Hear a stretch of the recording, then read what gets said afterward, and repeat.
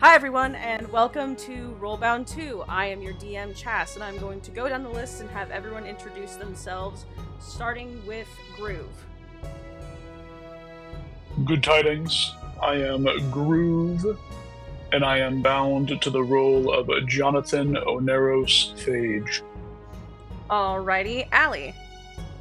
Hello, I'm Ali, and I am bound to the role of Prince Xander. Alright, Minnow. Hello, I am Minnow, and I am bound to the role of Vivian Deshays. Alright, Joey. My name is Joey, and I'm bound to the role of Jay Elwood. Forgot his last name for a second. Alright, Dakota. Hello everyone, my name is Dakota, and I am bound to the role of Lysel. And last but never least, Mickey. Hi, I'm Mickey, and I am bound to the role of Emiko. Well, God damn it. Welcome to a new year and a new campaign of RollBound. So, we start our journey in the year 6677 AES, after Elemental Shift for those unaware. 15 years after the resurgence of the lost continent of Rarendal. 15 long years. So much is different within the tumultuous, magical land of Kelmra. Kings have fallen, fresh faces fill the royal climate, the landscape is brimming with new and exciting adventures, and, most of all, once again, change. Many things within Kelmra have changed and are constantly changing. A youthful new face of Kelmra breaks from its former shell. There will always be change. Though, where we are right now, these changes don't really matter. What matters is what's happening today on High Star, the 2nd of Cyrus. It is just a few months into the new year. For most of you, this started out as a cold winter's day. You all awaken, some faster than others, and it isn't the smell of wet dirt or the drops of dew dripping off stalactites above you onto your faces. It's not even the sound of disgruntled bickering sounding from the people who are dragging you. No, it's the searing, thundering headache that rouses all of you from your arrest would be too kind of a thing to call it. But you are all here nonetheless, and none of you know each other, but we will all get to know each other in due time, and we'll start out with Minnow. Please tell us about your character, and what was she doing before she got captured? So, and we're currently where exactly? So I can sort of set the scene? Basically right now, you're in like an underground cavern. The in-between of when you got captured and now is a little bit foggy. Whatever you were doing before was definitely interrupted a bit violently, I would say, if you didn't come willingly. And right now you find yourself in a very moist, dark, cold cave environment, which is much different from where you started. Yeah, so sitting up from the cold ground beneath her, her head pounding, a young goblin woman reaches up underneath the very wide, pointed hat. Drooping down the back, she reaches up and rubs her forehead, rubbing at her temples as well to try and ease some of the pain. She takes a moment to get her bearings, staring straight ahead into the darkness before her. Suddenly, on her shoulder appears, crawling out from underneath the hat, a small weasel, smaller than a ferret. Those of you who are learned and good people will recognize this as a polecat. She will begin to scan the room as the young goblin woman stares straight ahead. She tries to put the pieces together of how she got here and where she has been. Everything around her is seeming a bit of a blur, working through this headache. The last thing she remembers before we started our Unfettered epic is that she was currently in a tavern in the single largest town she had ever been in.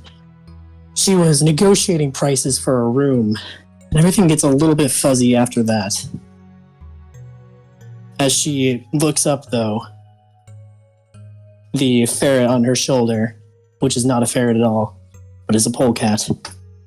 It's extremely important for me that you all remember that, or I will fucking unfriend you on Discord. I'm not even kidding. Looks around, and she looks up and sees nothing above. Yeah, and currently you are being dragged by chains that are not only wrapped around your wrist, but also wrapped around your polecat. You do remember when this trip started, when you kind of came to consciousness after you were attacked, something or other. One thing you notice is you are injured. Mainly just bruising, brunt force trauma. You're in a lot of pain, and a lot of your magical energy, either from defending yourself or otherwise, has seemed to be sapped from you. But it looks like your little polecat also has manacles meant for humanoid wrists wrapped around her torso, and she is chained to you this way and is wibble-wobbling, and you kind of realize that's why you can't really see anything, is because your little companion, your seeing eye companion, if you will, has basically been hanging from the chains on your manacles, not harmed in any way, but not able to keep still. And that's extremely disorienting for her as the polecat continues to spin and bounce with every single bump that we make.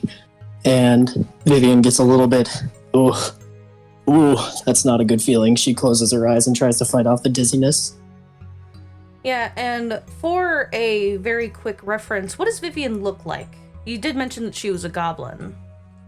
Yeah, young goblin woman, very angular features and austere expression, seems to, despite the pain in her head and the disorientation of everything that is going on around her, maintains a neutral expression at all times.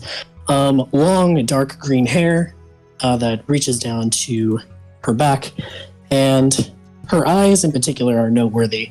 First of all, in the fact that they are enormous, as are her very, very large ears, but also in the fact that she doesn't have irises and pupils the way that you'd expect an eye to. Instead, if you look into her eyes, you will see a dark nebula of stars looking back at you. Yeah, and as she kind of comes to her senses and gets a little disoriented, she feels a kind of force at her back as one of her captors, definitely hard to see in this light with the orientation, pushes her forward, like, keep it moving. And, as she trudges forward, she passes something of a brilliant, bright purple coat. And, Allie, please introduce your character to us, and what was he doing before this all happened? Perhaps, unlike some of the other individuals that he now finds himself bound with, Xander sought his captors out due to crimes committed that he has every intention of holding them accountable for. Above this bright purple coat, there is a shock of orange hair atop a head that is made from some green crystalline substance with golden markings kind of going throughout his face that are reminiscent of Kunsky patterns from when a Japanese vase or something is basically stitched back together using liquid gold. There are brilliant purple eyes with sort of orangish pupils kind of underneath a very ragged blindfold. Despite being in incredible pain and with one hell of a headache, Xander has these individuals right where he wants them. Under his princely thumb of justice, or so he would say if he was capable of talking. They actually gagged him several hours ago because he just would not shut up. And what was Xander doing right before he was captured? Xander had sought out these individuals, as I said, led to them by an agent of the Oasis Syndicate by the name of Ilya, a shape changer that he had met shortly after coming to the material realm from his homeland that is simultaneously incredibly distant yet close by, depending on who you ask. Yeah, and you kind of mutter through your gag, trying to, annoy these people as much as possible, because really, what are they gonna do? We're not even at the meat and potatoes of all of their plans, as you know. And you hear walking next to you, maybe entertained by your antics, the clanking of a big set of armor, which these individuals were much too afraid to try to take off of this individual. Joey, please introduce us to your character, and what was he doing before all of this started? We're gonna go ahead and go in order from before he was captured. With the new year bringing cold weather and a light bit of snowfall to the northeastern side of Viron, J. Elwood found himself walking through one hell of a New Year's storm, trying to make his way to the next town on his way down south back home to Retka, where there would surely be some form of respite for him, but respite he did not find. Instead, caught himself into a battle, a glorious battle at that, his red and gold cape flashing amidst the white snow with a emblazoned sigil that does more than enough to accentuate his incredibly boisterous and outstanding suit of shining silver and steel armor. However, at some point during the battle, he's not sure when exactly, his vision faded and he awoke being dragged, surprisingly enough, bound as, and gagged. He doesn't even know how they did it without taking off the helmet. But that's where he is now. Yeah, and what a glorious battle it was, but now these imbeciles, they've put you in such an unglorious situation. And you're not the only one not having a so glorious day or glorious awakening. Groove, please introduce your character to us, and what was he doing before this all happened to him in his not so glamorous day? Sitting in a cell sits an odd creature, a man who stands quite tall, 6 feet and 8 inches, wearing garbs that are clearly not befitting his stature. A dark, ragged cloak and some bloodied, dirty pants.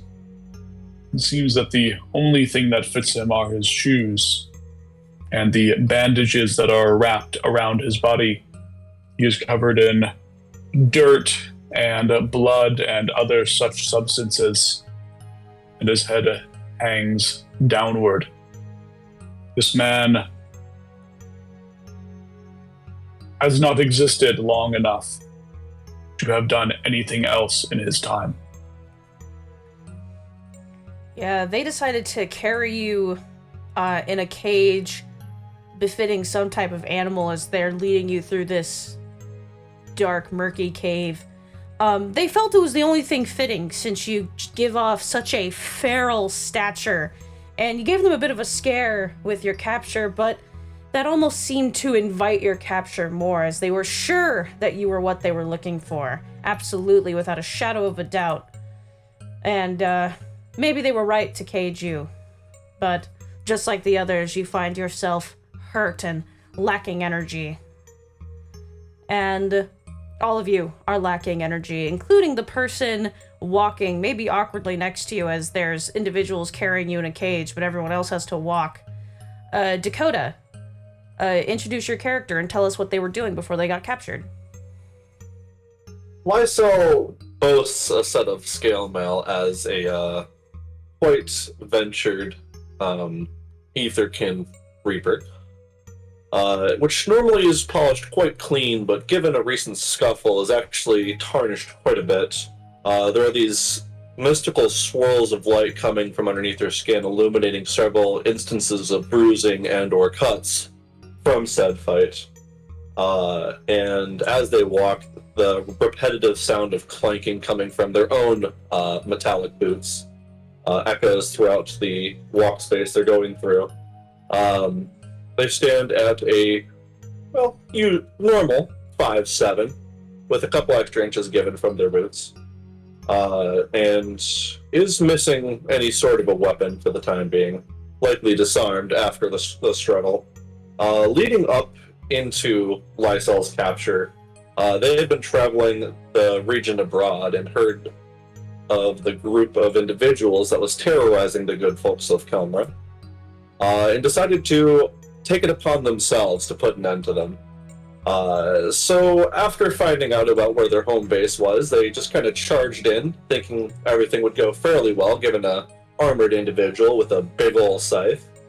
And it did go well for a few moments, and then they were briefly outnumbered by the rest of the bulk of their forces. After a bit of a struggle, they found themselves unconscious and coming to in this very bleak sort of situation. They can't help but rub their head a little bit from the pain that's coming up from the headache, the migraine that this group gave them. And finally, of the more peculiar people of this group, you are traveling with many. You are not the only few in here. But in the spirit of going into things that are new and maybe a little bit too quickly, Mickey, go ahead and introduce your character to us, and what was she doing before she got captured?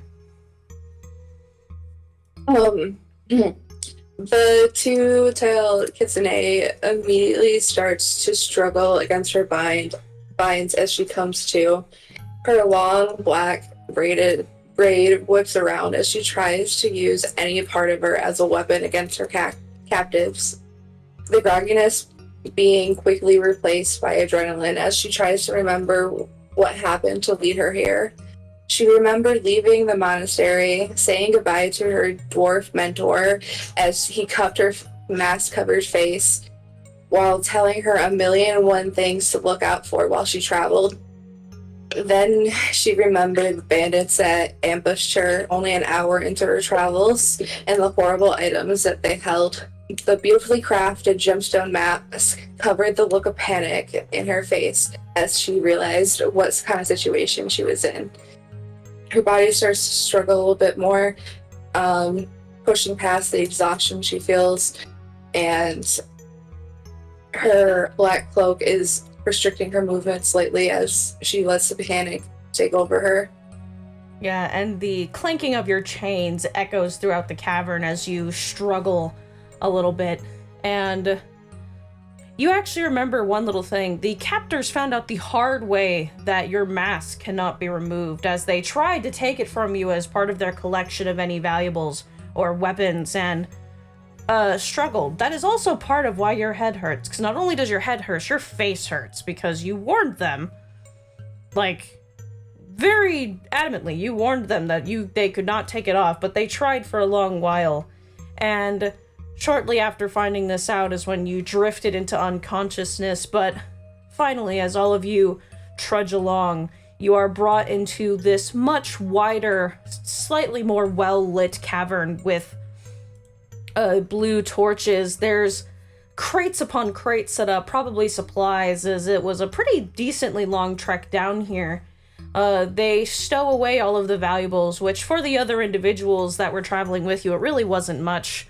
Maybe some copper here and there, silver, some people's lockets, trinkets, pocket watches, things that are more personal items than wealth of any kind, as a lot of the people traveling with you are merely regular townsfolk, people that are significantly weaker than some of you. And you are all placed into cells. There are 4 people to a cell each. And I am going to show you all a quick map.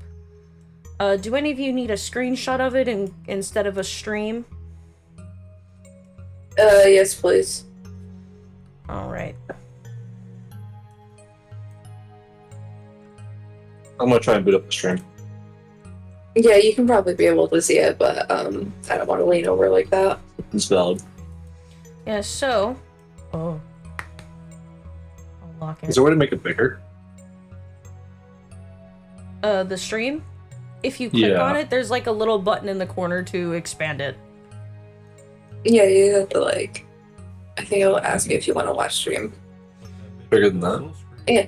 You can also pop it out if you want to open it in like a separate window and make it bigger that way as well. All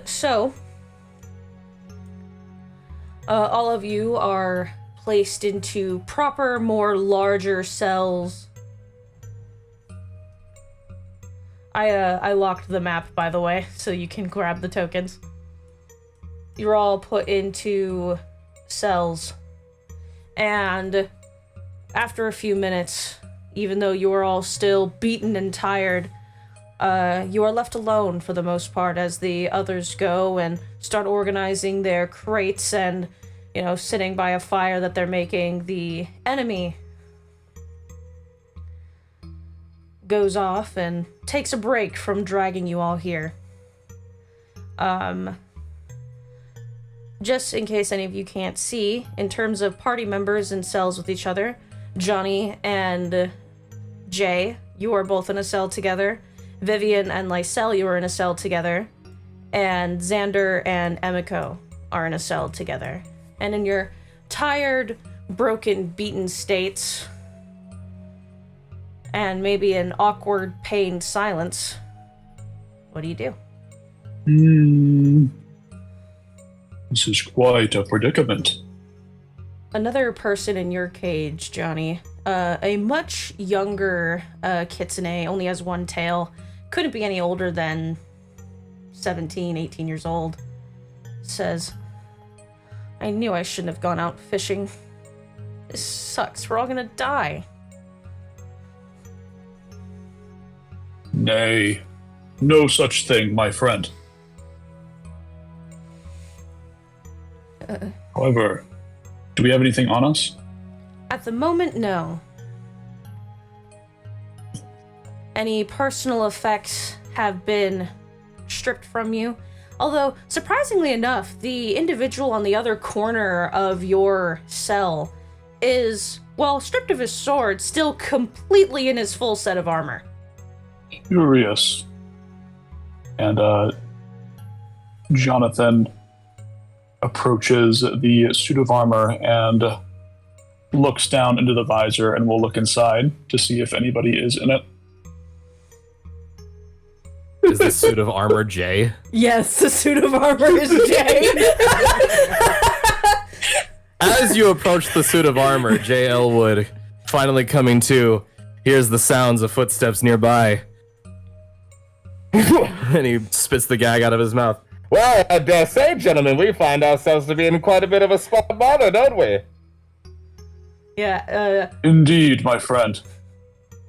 Say, you wouldn't happen to have anything besides that suit of armor, would you? Oh, my good friend, the suit of armor is all you need on the path to glory.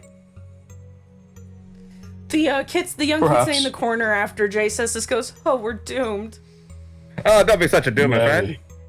Yeah, and Vivian and Lysel, and Emiko and Xander, you hear this as well. The kind of sullen silence is made a little bit louder by Jay's very sudden outburst of speech. Maybe try as he might, he's not very quiet, but right now your captors don't seem to mind too terribly much. They understand, maybe a bit morbidly, that there's always panic a little bit. Are we being watched by individuals right now? Oh yeah, there are currently 4 people in the room. They're on the other side. While they're not directly patrolling just yet, they are, keeping a close eye. About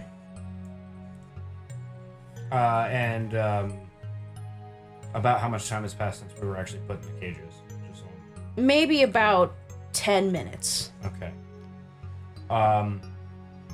Yeah, so you're still injured. Still very drained. But before you can rest and recoup your strength to make an escape plan of sorts, you have a little bit of time to get to know the people you're with. Because, real quick, now that I'm thinking about it, first roll of the game. Hey, Xander, make me an insight check. An insight check. I'll admit, not my strong suit. Let's see. That's a 5. Yeah, it's, you can't glean anything else, but you can tell there's a few individuals spread throughout these cages that might be a little bit stronger than the average farmer that's kidnapped. There might be a good chance, especially since the young lady sitting across from you also seems to be a little bit more learned than some of the other individuals here. Well, that's quite interesting indeed. You there. What's your name? Xander says, looking to Emiko. What are the walls made out of? Bars. Yeah, you're kind of... No, like, are we...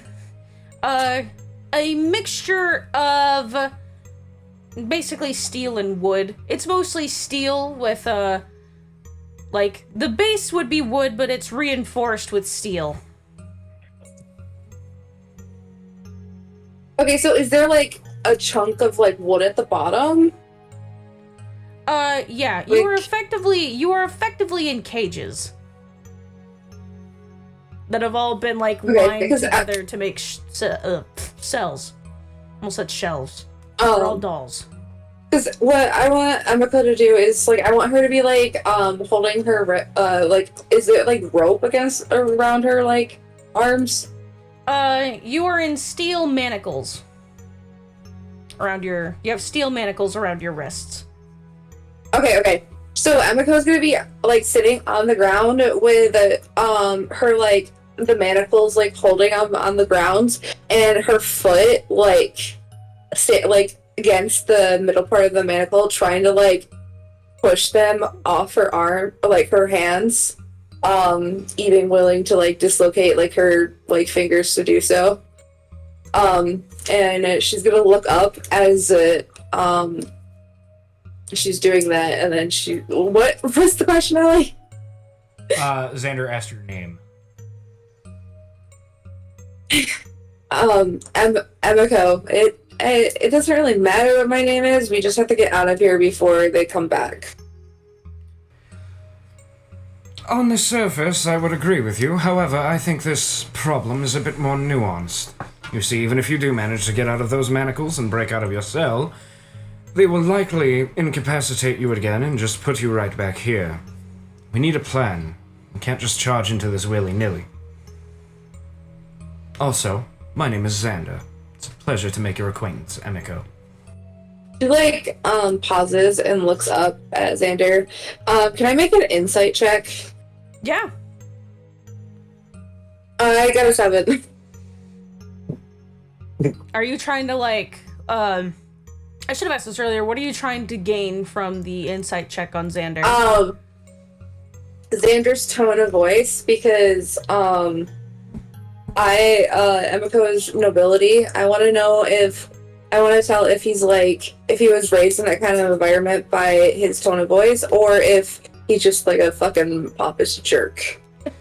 I don't really think that you need a whole lot to... I don't even think you need to really roll that high.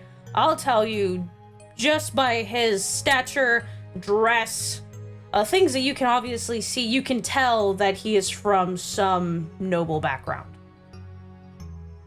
I would also argue that those are not mutually exclusive. True. True. That's certainly a fair point as well. I will say, based on the insight check that was rolled, Xander appears to be fidgeting with something. You can sense a sort of energy coming off of him, as if he's trying to channel some sort of magic. Well, I hope you're at least, like, smart enough to make a plan, because, this is, I don't know what to do in this kind of situation. Well, the first thing to do is avoiding panic. It's kind of hard to do that when my childhood was filled with horror stories, bedtime stories of, like, these people. Yeah, speaking of which, Emiko, the people that have captured you, you know that without a shadow of a doubt, are Skinari. a group of individuals who hunt what are known as spirit kin. Kitsune, Nekomata, Inugami, certain types of gnomes, certain types of elves. Basically anyone whose lineage comes from the spirit world, as it is believed that their body parts are magical and are sold and harvested to make magical items and special medicines and elixirs. It's terrible. And they believe that this is fine, since usually spirit-kin individuals are, well, they just go back to the spirit world and usually reincarnate, so obviously doing terrible things to them is fine. But to your people and your family and others like yourself, it's a nightmare, the idea of falling into their hands. And the rest of the world affectionately refers to them as skinners. Well, you needn't worry about it too much, Emiko. I have come here on a mission to put a stop to this operation. Step one was getting inside, of which these individuals so foolishly obliged me. Yeah. Right. That was your whole plan. Getting No. captured. It was step one. Step one, get captured. Step two, something exciting happens. Step three, kill a bunch of murderous bastards. Step four, everyone has a happy ending, so to speak. And you were gonna do this all on your own. Not necessarily. I have help. Yeah. At this point, if you don't mind me taking some creative liberties with my class features, DM, it's at this point, Emiko, you notice that Xander has been very subtly tracing some sort of weird lettering into the dirt underneath him. Chess, I would like to contact my mother and ask her very kindly to return my signet ring and tome to me. Yeah, however, when you contact your mother, this orange glow starts to come out of the dirt, and you hear in your head, and actually Emiko hears this too, you hear a very angry voice that says, Alexander Vasilis T. Petrus Aponigos Apati Astyanax, what in the rings of the hells have you done? I'm becoming a superhero, Mother. I wanted to tell you. I suppose I forgot to get that message. You run out of my palace. You go to hell's no. Where the hell are you? That's a great question. Somewhere in Farwood, I wager. I'll bring you back a fruitcake.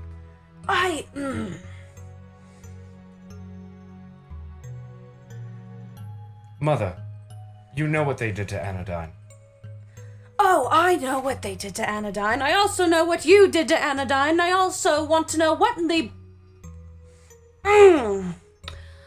My boy, a duchess is not supposed to behave this way, and a prince is not supposed to be running around in the dirt, playing hero. I guess I take after my father. That's so charming and hilarious. Aren't I? Oh, come now. You may be angry at me, but I'm still your favorite. Alexander, it's not really favorites if you're my only option. It still counts. No. You could have adopted others. You chose not to, because I'm so witty and charming. No, it's because you were already a handful and I didn't need any more annoyances interrupting my work. 2 hands full, perhaps. What do you want, Alexander?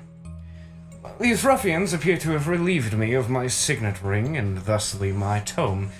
If you would be so kind as to send me replacements so that I can get started in my superhero arc and save all these... You did Hapless not innocents. just say superhero arc out loud. I did. We'll workshop it, Mother. No.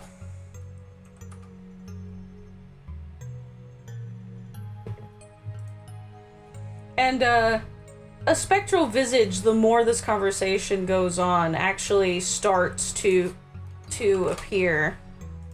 Oh, I'm so excited.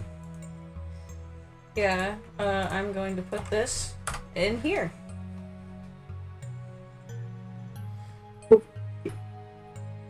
Cool if I could. There it is. Oh, that's not it.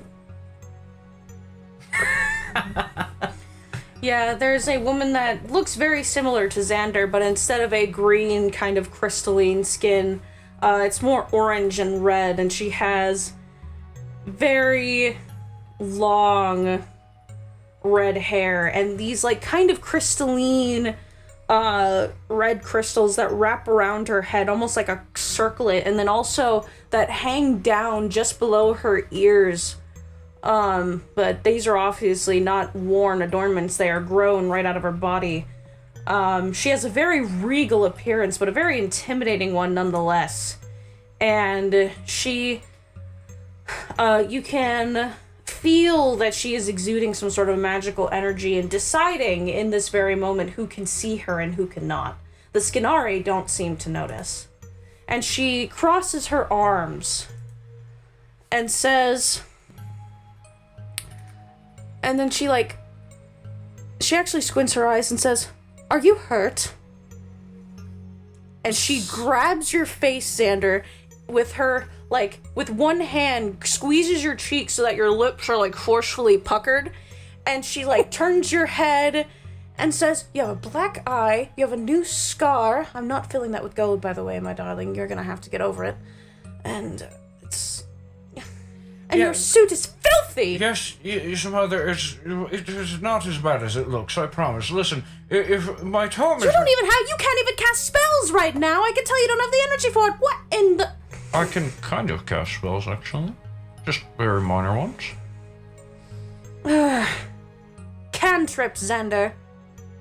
Pitiful magic. Oh, what's the difference? Listen, You have the power to reverse this circumstance, Mother, if you will let go of my faith. Oh no, Xander. And she, lets go of your face. So, she was kind of lifting you off the ground. When she unhands you, you just kind of fall to the ground. There goes my last good toe. And she crosses her arms and she says, "No, son dearest, I think I'll leave you to get out of this yourself. Or... how about this? After you lick your wounds and think of a 200-word apology for me, I will come back and I will get you your ring back. But only then, Xander. Yes, Mother. Get some rest, think of a way to apologize to Mother Dearest, and then I will get you your book back. Remember, Xander, these powers I gave to you are not just a gift because you're my son, but also you have a lot to learn." And she swipes her hand and this orange, glittery smoke appears where the words were, and the geological formation in the ground seems to reshape itself into another set of words as she disappeared that basically says, it's actually written in Ignan now, and it's basically a idiom that basically means Mother knows best, to roughly translate it. And she puffs out of existence. Well, joke's on her. I don't need her help or permission to do this. He snaps his fingers, and the dirt from the ground actually forms into a spike formation that crashes against Emiko's manacles. I would like to cast Eldritch Blast at the chains of Emiko's manacles. Yeah, go ahead and give me an attack roll. That's a natural one. Yeah. Are you fucking kidding me? You execute Emiko on the spot. Yeah, Xander, you snap your fingers and you kind of swerve to the side because of all the blunt force trauma you've received today and from just being dropped by your mom. And it goes right into the ground, and all of the Skinari look over and then one of them walks over and, like, smacks his axe against the bars and goes, "Hey! Knock it off!" Oh, what? You're going to hit me again? You're already planning on killing me. "Oh, I will if it'll shut that mouth of yours up. Keep it down!" Oh, bite me. And, one of them, the larger one, just kind of goes, "Arr," and the other one goes, "Calm down!" How long is this axe, like, close to the bars? Yeah, maybe all of 2 seconds. Okay. Just enough to... And, the smaller one kind of, like, rustles the shoulders of the bigger one and says, "They need to rest, they need to heal. Remember the job we're doing." And the bigger one, the more brutish one, goes, "Alright." And they go back to kind of patrolling around all of the cages. You said they came up to the bars. Can you move their tokens to represent this, please? Yeah. But then after the altercation, Yeah, they and is there kind any of- sand in the cell? Could I get like a pinch of fine sand used as a spell component? Yeah, there's some dirt that's fine enough. Yeah. I'm gonna pick up the dirt and cast Sleep, which is 90-foot range, and it's a 20 feet within the chosen point. It will encompass both of them. Far be it Rolling. for me to be that guy, but Chas, didn't you say that we don't have spell slots at the moment? Did you say that? At the moment, no. Oh, she would have said that again. Yeah, I do nothing. Yeah, although it's totally okay if you, like, based on what you told me about Johnny, I was gonna say this as a response, you kind of, you know your perfect responses. You're like, "Oh, I'm gonna do this," and then you gather up the sand in your hands and you get ready, and then you feel, you're like, "Come on." You do your gestures, and then you go, "Why isn't it working?" And this wave of exhaustion runs through you, and you're like, "Oh, fuck. Okay, that's why." But the Skinari start to saunter around, leaving you all knowing that... actually, real quick, Emiko and Xander, before I continue, make me perception checks. Okay, that is the second natural one in a row. Your dice, my new die is failing me.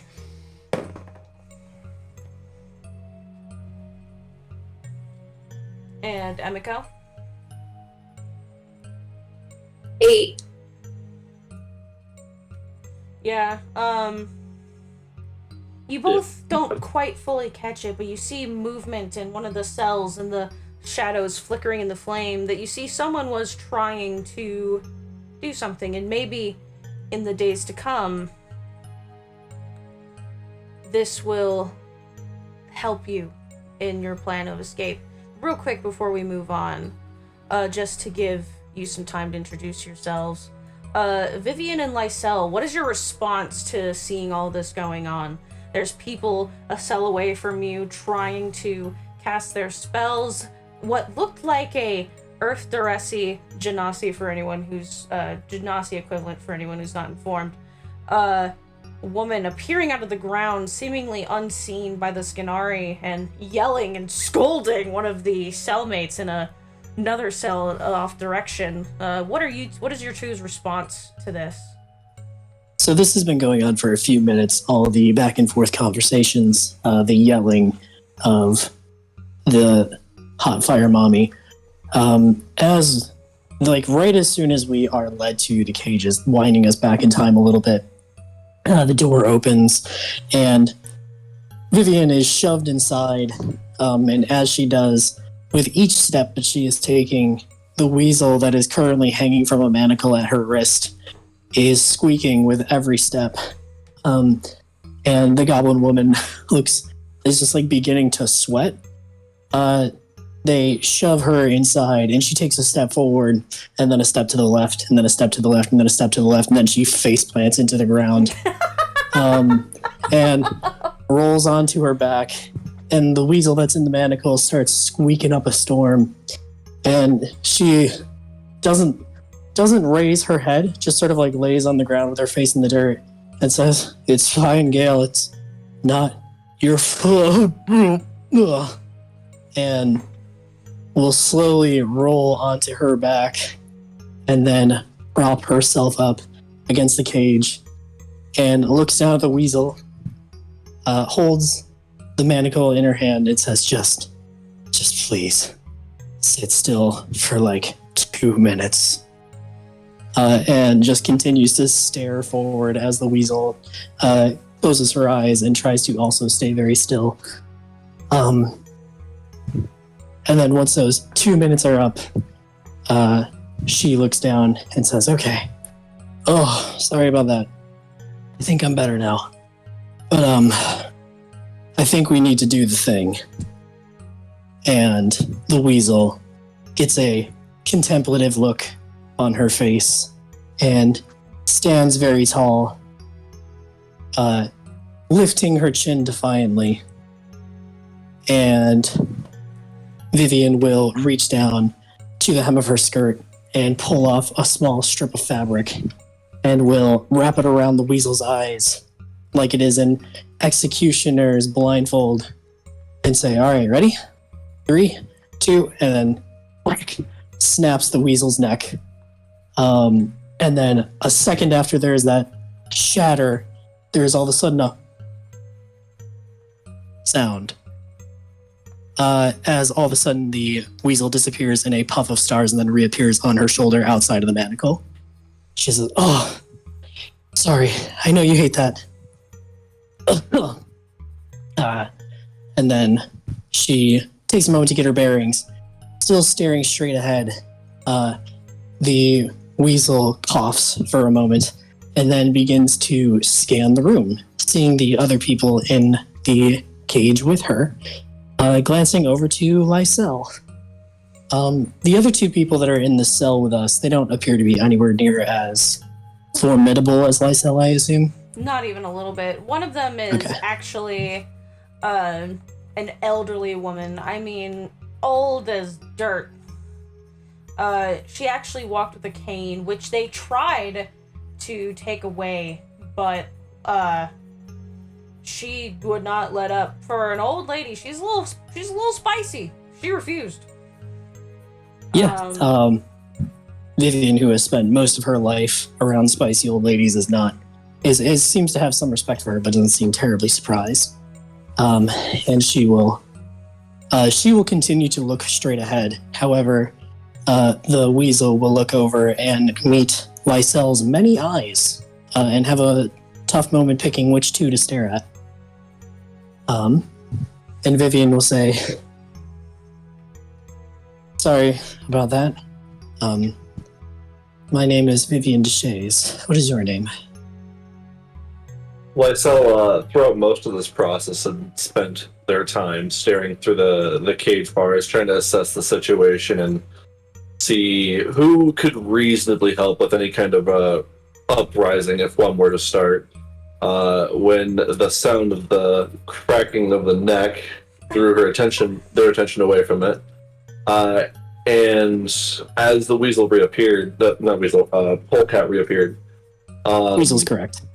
Oh, It's only ferret that is incorrect. But yeah, now meeting the weasel's gaze again, their eyes furrow for a moment, trying to comprehend exactly whatever it was that they just witnessed, because all they saw was the weasel disappearing and then reappearing. And after a moment of hesitation, they put their hand on like the bars of the cell, just in a kind of casual fashion, trying to feel out like what they were working with, while saying, "I'm Lysel. What did you just do?" Oh, that's a little trick. So, she looks over actually turning her head this time towards the weasel. The weasel will meet her gaze, and she says, "Want to do the other thing? I know you like doing the other thing." And the weasel stands tall and proud, puts both of her arms out of the side, lifts her head up, and does a majestic swan dive off of Vivian's shoulder. And right before she hits the ground, there's another poof, and she reappears back on Viv's shoulder. So, Candy. The, Well, little that's grandma that's goes, something. "Ah," and like claps her hands. Thank you, Miss. What was your name? Looking to the grandma. Well, the weasel looks to the grandma. Viv continues to look ahead. Oh, me? My name is... Well, the townsfolk call me Miss Periwinkle because it's my favorite color. They call me that so much I actually forgot my real name. But names are chosen anyway. The good ones, that is. Viv nods like that makes complete and total sense to her. This poor old dementia little fuck. She knows what's up. Great. So Gale, I think at this point is back to scanning the rest of the room, seeing the rest of the outburst that happens with the face of the woman appearing and then the attempts at spells not going anywhere. Can I get some kind of check to learn a bit more about the people that have taken us, specifically these guards? I kind of want to know, like, do I think that if I wasn't, in horrible pain and still a little dizzy, that I could take them? Yeah, make me a history check. History check, sure. That's interesting. That is a 19. Honestly, I was saying that to avoid saying insight for a third time. Oh. So, you know who these people are, especially since, while they put the blindfold over your eyes, they've taken it off by now. Or you have taken it off yourself, because anyone that they deemed a spellcaster, they blinded and gagged, maybe for their safety, fair enough. But Gale, they didn't think to blind Gale. And you saw that they have all of these writings on the walls and these behaviors and whatnot, and you have found out that these are Skinari. You've never dealt with them yourself, of course. You've, didn't think you would really have to. But from reading books, articles, hearing about it maybe from your mentor, that there is a sort of process that they have to undertake to officially become Skinari. A point you notice is that none of them have tattoos. The tattoos are usually the official mark of the Skinari. So these are just starting out goons, which makes sense as to why a lot of the people they've captured aren't spiritkin, because they don't have the supernatural sense given to them to sense them. So this is a test. And you, knowing all this information about how these aren't even fully, I forgot the word. They have not been pledged into the Skinari officially. They are trying to become part of them. You get the feeling that if you get some rest, let your wounds heal, maybe watch their patrols for a few days, you and, you look at this other cellmate of yours that looks pretty hardy, could probably take them, just with a little bit of planning. Yeah, she will lean back, her head hitting the bar that is behind her, and Gale the Weasel will look over at Lysel, and Viv will say, well, it's bad enough that we were taken, but to be taken by amateurs, this is not exactly going well. By happenstance, are either of these two individuals either of the ones that Lysel assaulted in her onslaught? Their onslaught? One of the... Well, I wouldn't say one of the... there's a mage over here in the corner. Because you know combat rules, kill the mage first. This mage is part of the group that you assaulted, went with as a sort of witness, and also to be officially, God, what is that word? Sworn in. I'll use sworn in. I'm looking for a word, but I can't remember it at the moment. Indoctrinated? Initiated? Sure. You two said two words that sounded like a word that worked. So I'll just say yes. But this mage was within their base, but had not yet been accepted as one of them. So when it was time for those to drag you away, she went with them. And she's still a little bandaged from your assault.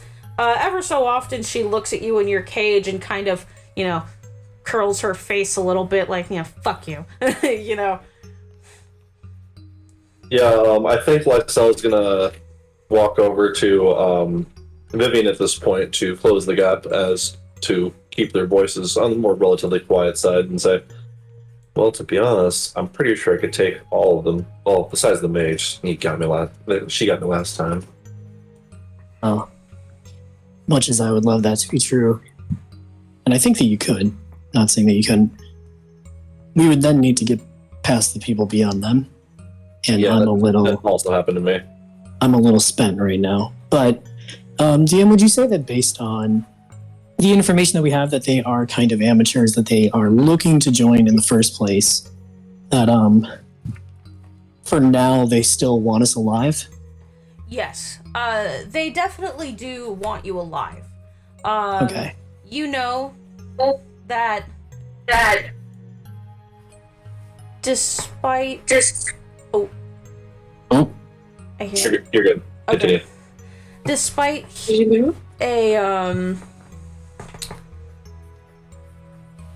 sorry, lost my train of thought.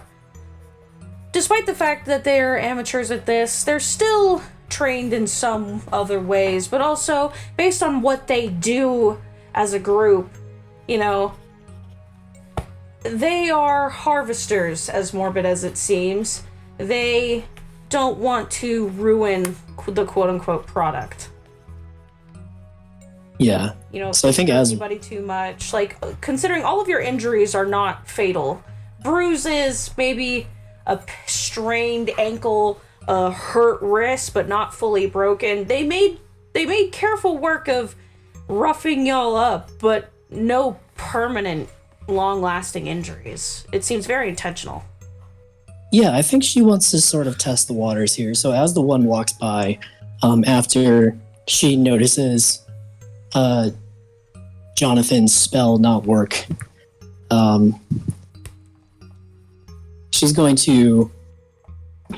Gale is going to poke her head out of the cage, and Viv will yell, "This is kind of a shitty operation you all have. I was sort of expecting to be kidnapped by better. What exactly are your plans with us?" I'm gonna say, just making the rounds, it's this one that's been kind of going around, and he stops and looks over and just says, "Shut up, will you? I don't want to listen to you prattle on all night."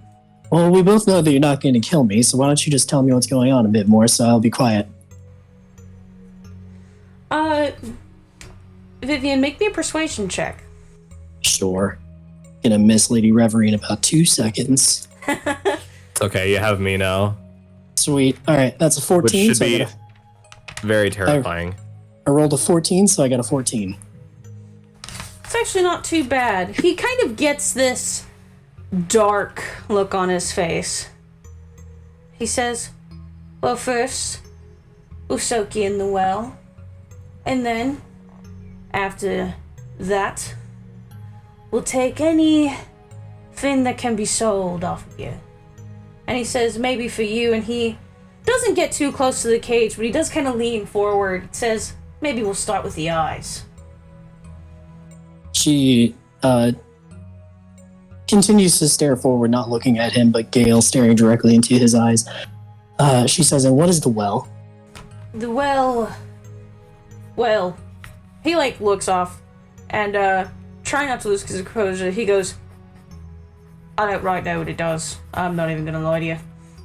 That's for the magicians doing. I just bruise things and cut things when they need it. Make sure the captives don't get out of line." If I can make a suggestion, that's much more threatening than saying that we're going to have a bath. If you don't exactly know what the well is, how do you know that it's terrible? He chuckles and goes, I've seen what it does. Obviously not from very close up. How long until we go to the well? Yeah. Given the state of everyone, say about 3 days. That's when it starts. We won't be able to get all of you in one day. So you're starting in 3 days then? Sure. Gives you 3 days to say your prayers. And he just starts walking away, his cackling kind of echoing throughout the cavern. Vivian continues to look forward, but the Gale looks over towards Lysel on her shoulder, and Viv says, "What a fucking idiot." Wait, do excuse me, good sir. And Elwood is gonna hobble very, very slightly, like basically like drag-assing his way across the floor. He says, I do believe that there has been some sort of mistake. Yes, sir, I do declare. You know that I am Sir Elwood of Redka, do you not? The guy, his head falls back and he just kind of goes, ugh, as if he has been dealing with your bullshit for the last several hours, which he has been dealing with your bullshit for the last several hours. And he goes, is that supposed to mean something to me? Well, yes, Sir Ray Bob means that I am a knight of Redka. And he, just blinks twice and goes, and? Means I got a lawyer I gotta be getting back home to, and there you see, well, he don't like too much when his knights go missing. No, sir, he does not, I do declare. Well, we'll make sure to send back your armor. Oh, no, sir, you misunderstand. What I mean is that there's gonna be a horde of about 30 other knights that look exactly like me trudging your way in about 13 minutes. Jay, make me an intimidation check. That's such a bold fucking claim, though. 13 minutes. You couldn't have said a day? No, 22, by the way. Yeah, the guy kind of shifts, and then he walks over to this guy by the fire, leans down and whispers something into his ear, and the other guy looks up and just goes, 13 minutes. That's what he said. That's bullshit. Do you have any brains in there? Just think of how long it took us to get here. You know how far away Redka is? No, I'm not gonna lie to you, I don't know where that is.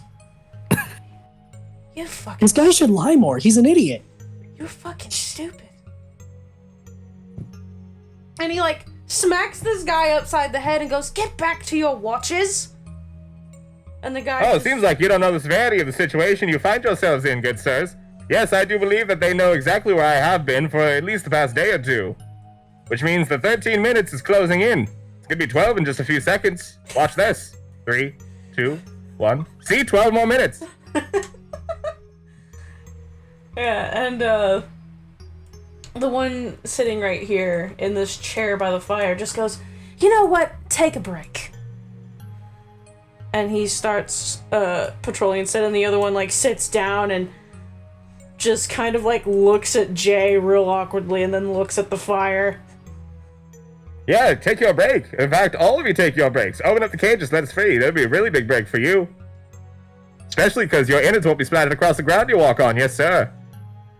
Yeah, this guy that starts walking just like he looks up in the sky like my kingdom for some earplugs. He tries his best to ignore you, clearly agitated.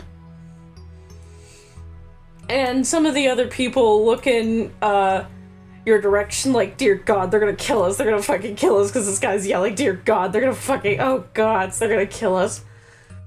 If anybody should be afraid, it's those people out there, not the people in here. We're safe from the might of Rekka's army. And all threats and bickering aside, before you all rest for the night, is there anything any of you want to do or say to one another? I think they bought it. Do you think they bought it? I think it was very convincing. From the other cell, you hear, well, you have 11 minutes and 15 seconds to find out. See, even they know, whoever they are. Vivian, pleasure. Sir J. Elwood, as you already know. Glorious evening, isn't it? He just like rolls over on her side and goes to sleep. You're right, it's not. It's terrible. It's fucking awful. Xander like sits up after laying down for a few minutes, just listening to this with a grin on his face. Says, "I, for one, found it very convincing."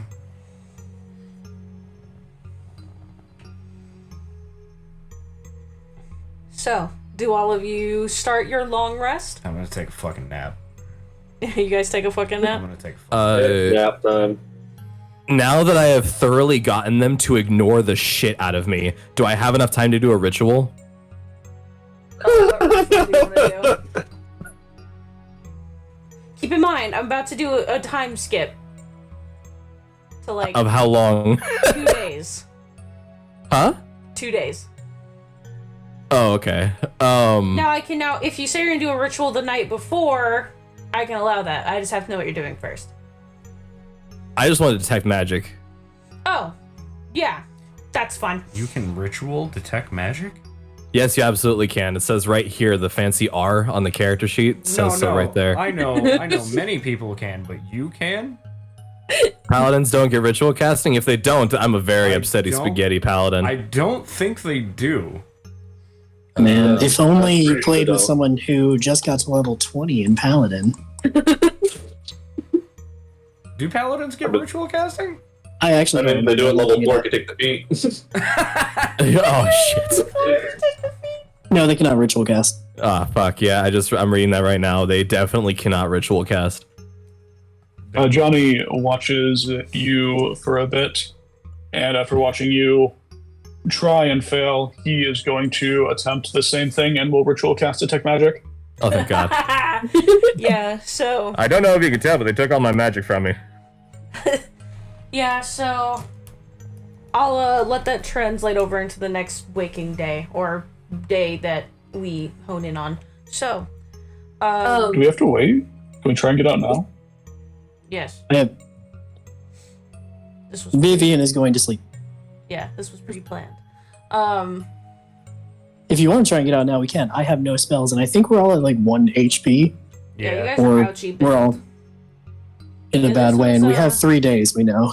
Yeah, this was allowing all of you to get to talk to each other a little bit, as was requested of me. But Mickey, did you have a thing to add? Yeah, I wanted to know if Emiko could ritual cast Find Familiar to get her familiar. You books have. Oh, It's the Kitsune. Yeah, Kitsune do. For Find Familiar. Yeah, so you all take your long rests, and over the next few days, your wounds heal, and you get back to full strength. The Skinari are only more fierce as the days go on, and however, you all do eventually learn, if you had no idea who they were before, that who your captives are the Skinari. I've already explained it a few times already, so I will not do so again. But, you know, and basically, for those who didn't know, you get the idea that a lot of these people that are actually spirit kin, be it Kitsune, Nekomato, what may you, they plan on basically ripping them apart and selling their ears, tails, whatever, without getting into the gory details, for money. And that if they succeed on this endeavor of killing not only just you 6, but there are how many cages? A lot. So the 44 extra people, not including the ones in your cages, with you. And, you know, getting just one or few of you out seems simple enough, but there are others in here with you. Others that are not as strong, that aren't fighters, that don't deserve the fate that has befallen on them. But you wake up on the 3rd day. On of the 3rd day. And we do have the same arrangement of the type of guards.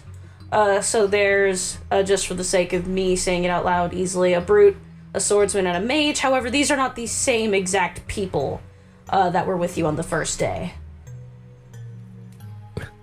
I see the armors of Rekka wiped out your other people. Xander, who spent pretty much the entire second day writing the 200-word apology, was very difficult.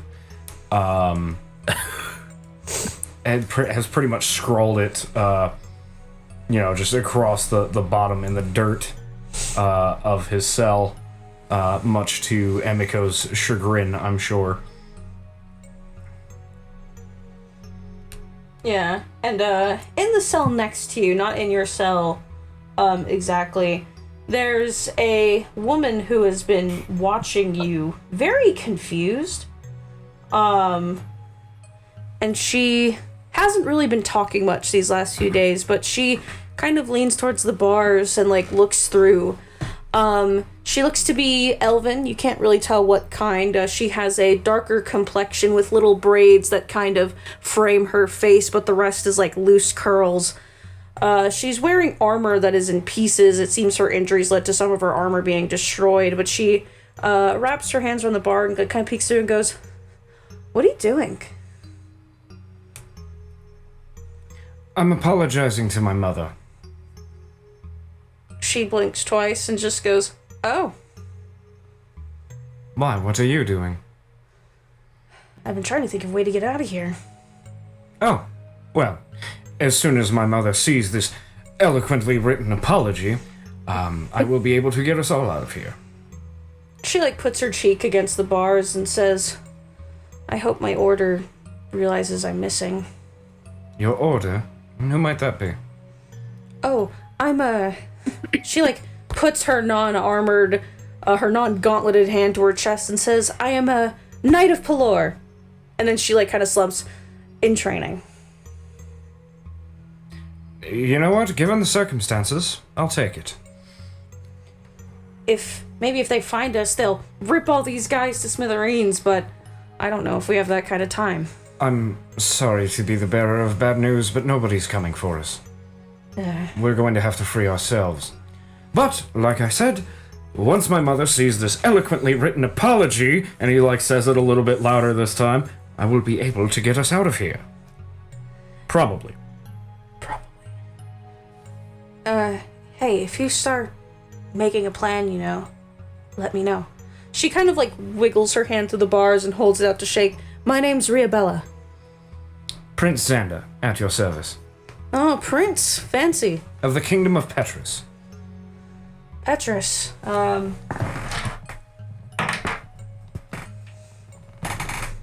The Earth Kingdom? Yes. If you couldn't tell by my gem-like complexion. I've met a few Duresi in my day. Why are you in Kelmra? It's a long story, but these absolute horrid people took someone. Someone very precious to someone very precious to me, if you understand. Yeah, I think I do. And I have every intention on avenging her. Yeah, and as you say that, Xander, a familiar voice calls from behind you. "Vengeance will have to wait, though, my son." Mother, we were just talking about you. Charmed, I'm sure. She, like, looks on the ground and starts to read your apology and goes, I actually have it all right here if you'd like. Dearest Mother, I am sorry for not properly informing you of my departure, though I could not, in good conscience, allow this crime to go unpunished. It was not my intention to worry or upset you. I understand why you are angry. You are right. I have much to learn. I believe that the things I must learn are things that cannot be learned in the walls of a palace, but rather must be experienced here on the material plane. I intend to eradicate these villains and free their still living captives, and avenge the fallen. The power granted to me comes with a heavy burden of responsibility. I intend to use it for good, to make not only our world, but all of Teosia a better place. But that, of course, is no excuse for poor manners or disrespect towards you. I vow to you that I will do better in the future and will keep you updated on my activities in the future. Forever your loving son, Alexander.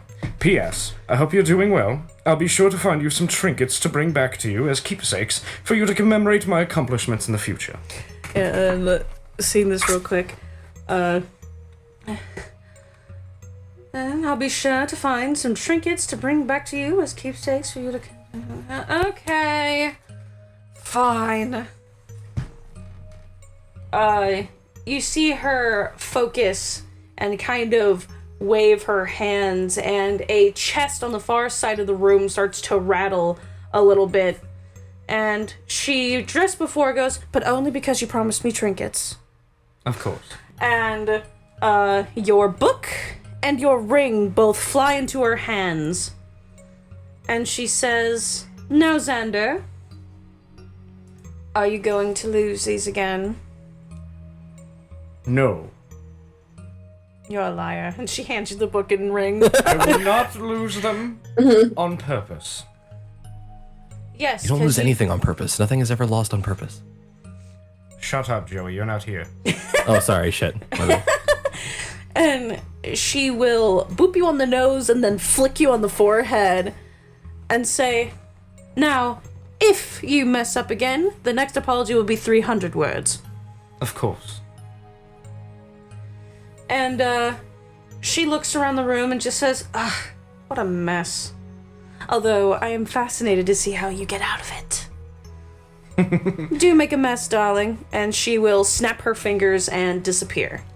And as she disappears, Xander slips on the signet ring, and Emiko, you've noticed that Xander's wounds have been slower to heal than you perhaps would have expected, the ones given to him by the Skinari, but as the ring slips on his finger, his gem-like skin begins to glow, and you feel this wave of energy as the black eye and some of the other bruises quickly seem to repair themselves. He opens up the tome and says, much better. Anodyne, he snaps his fingers, and a fox, smaller than usual, appears on the outside of the cage at a part where none of the Skinari guards are looking. Do me a favor, fetch one of those horrid keys that they keep on them. Yeah, and have your familiar make me a stealth check.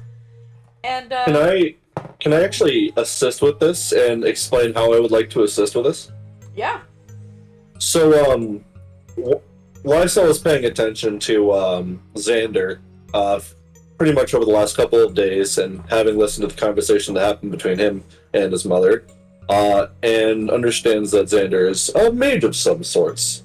And after they witness him receiving his tome again, they walk over to the edge of their cell and put their hands forward, pointing towards the ground, cupping them, and then bringing them back up as a weapon starts to materialize from the ground itself in the form of a bill hook.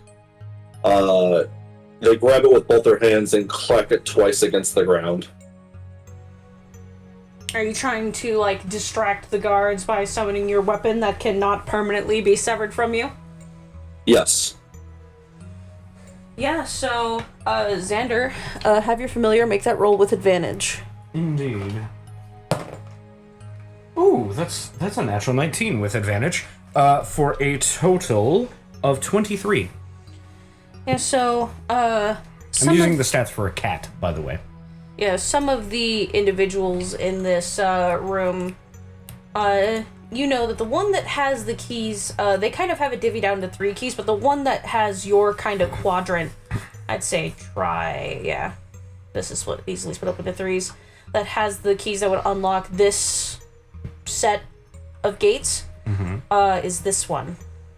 And this one notices Lysel summoning their weapon, and is like, how in the hells? And these two kind of become alert, but they're alert to, you know, this direction. Real quick. this would allow Vivian, if Vivian, Emiko, Johnny, or Jay have anything you want to do to prepare for this kind of startup thing, I will allow you to do that now. Emiko's gonna move close to the cage wall between the front and the corner that's pushed up against the cage next to her. I'm a little bit confused by the timing here. Are we on the third day or the second day? This is the start of the third day. So we've had the entire last day to make a plan and to do all of our stuff, right? Yes. So, and this, what we're doing now, sounds like an inciting incident that's going to kick off the escape. Correct. So can we kind of Ocean's 11 this and talk about everything we learned over the last 2 days Go for before it. we kick this off? Go for it. Okay, because what I'm thinking is that night, in the middle of the night, Vivian is able to recreate her spellcasting focus. She takes a bit of string and weaves it around her fingers, making what you at first think might be some kind of cat's cradle until the movement of her hand and the way the string is overlapping becomes non-Euclidean. And she is wrapping little bits of rocks, splinters in it. Anything that she can get her hands on is being woven into this as well as she recreates a star map from her memory of the stars. And she now has full access to her material components. So over the last day, a couple things she would have wanted to learn, and I'm just going to sort of shout them out. Did she learn anything about like who a supposed leader was? Because she technically could see when they were being dragged in. Does she have an idea of who's in charge? Yes. They're not in this room at the moment. You guess they're in the room where the quote-unquote aforementioned well is. And you know that individual is named Rockveer the Wise. Okay. Did Rogveer have anything on him that is identifiable? That is identifiable to his person. He has... It's not enchanted by any means, you can tell. But he does have a particularly fancy sword. It's engraved. Has a bunch of elvish runes engraved into the side of it. Yeah, it just needs to be something that I think he wouldn't get rid of him, so even if it's like his fucking boots that I've seen before, that's fine. Locate object on the sword, do I know where he is? Or have a general idea of the direction he is in? What is the fucking range on locate object is like 1,000 feet, right? 1,000 feet, correct. Yeah, he... I wouldn't say he's on the edge of it. He's well within, like, the middle. There's, like, since you're here, there's, like, a kind of hall-ish thing where there's, like, a bunch of light coming from it over here on this side of the map. He's in that direction. Or the sword is. Okay, so over the second day, there's a lot of people here. She's very small. She's very good at not being noticed. She will cast Pass Without a Trace as need be, turn into a rat, and scope the place out. Can I get a general layout of the cave we're in? You know, I'm so glad that you asked. Because... Can Emiko's familiar help out with that? Absolutely. Hell yeah. I'm so Also, glad you asked because I have it. She would also be checking in with other people as well before she started making these excursions. So if there's anything that you wanted her to check for or look for, this is a group effort. Yeah, so I don't know if everyone can see it, but I have made a layout of this entire encampment. So where you are currently is right where nerds are kept. Where nerds are kept, yep. You know that there is another room filled with cages for extra containment because they alleged that they would have more people brought here. But because you all were particularly difficult, they haven't sent out that group to go get more people yet. So this back room is empty. Got it. Do we have an idea of how many people are here? How many Skinari are here, that is? Skinari? So, you know, I believe... Let me double check, just so that way I'm not lying to you. Lawyer! You know that there are at least 15. At least. At least 15? Yeah, but they're always split up at any given time. Okay. That is including Great. rock fear, by the way. That isn't like 15 plus rock fear. That is including rock fear. I assume that extraction room is where the well is. Correct. Okay. During my excursion, can I find like a bat or something? An animal that is not aligned with these people? I will make a roll. Specifically looking for a tiny creature. Give me odds or evens, Minnow. Evens. Cool, I rolled a 2. So, you actually, you don't find a bat, but you do manage to find a little cave gecko. Okay. That's fine. Boy. So I'm going to find a quiet place. Hopefully out of earshot of these people, I'm going to drop my transformation, and I'm going to cast Animal Messenger on this gecko. And I'm going to tell this gecko to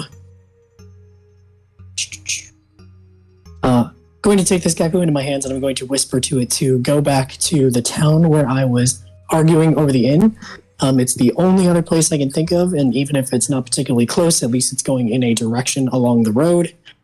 And I'm going to tell them that there are Skinari. They have captured, 50 people?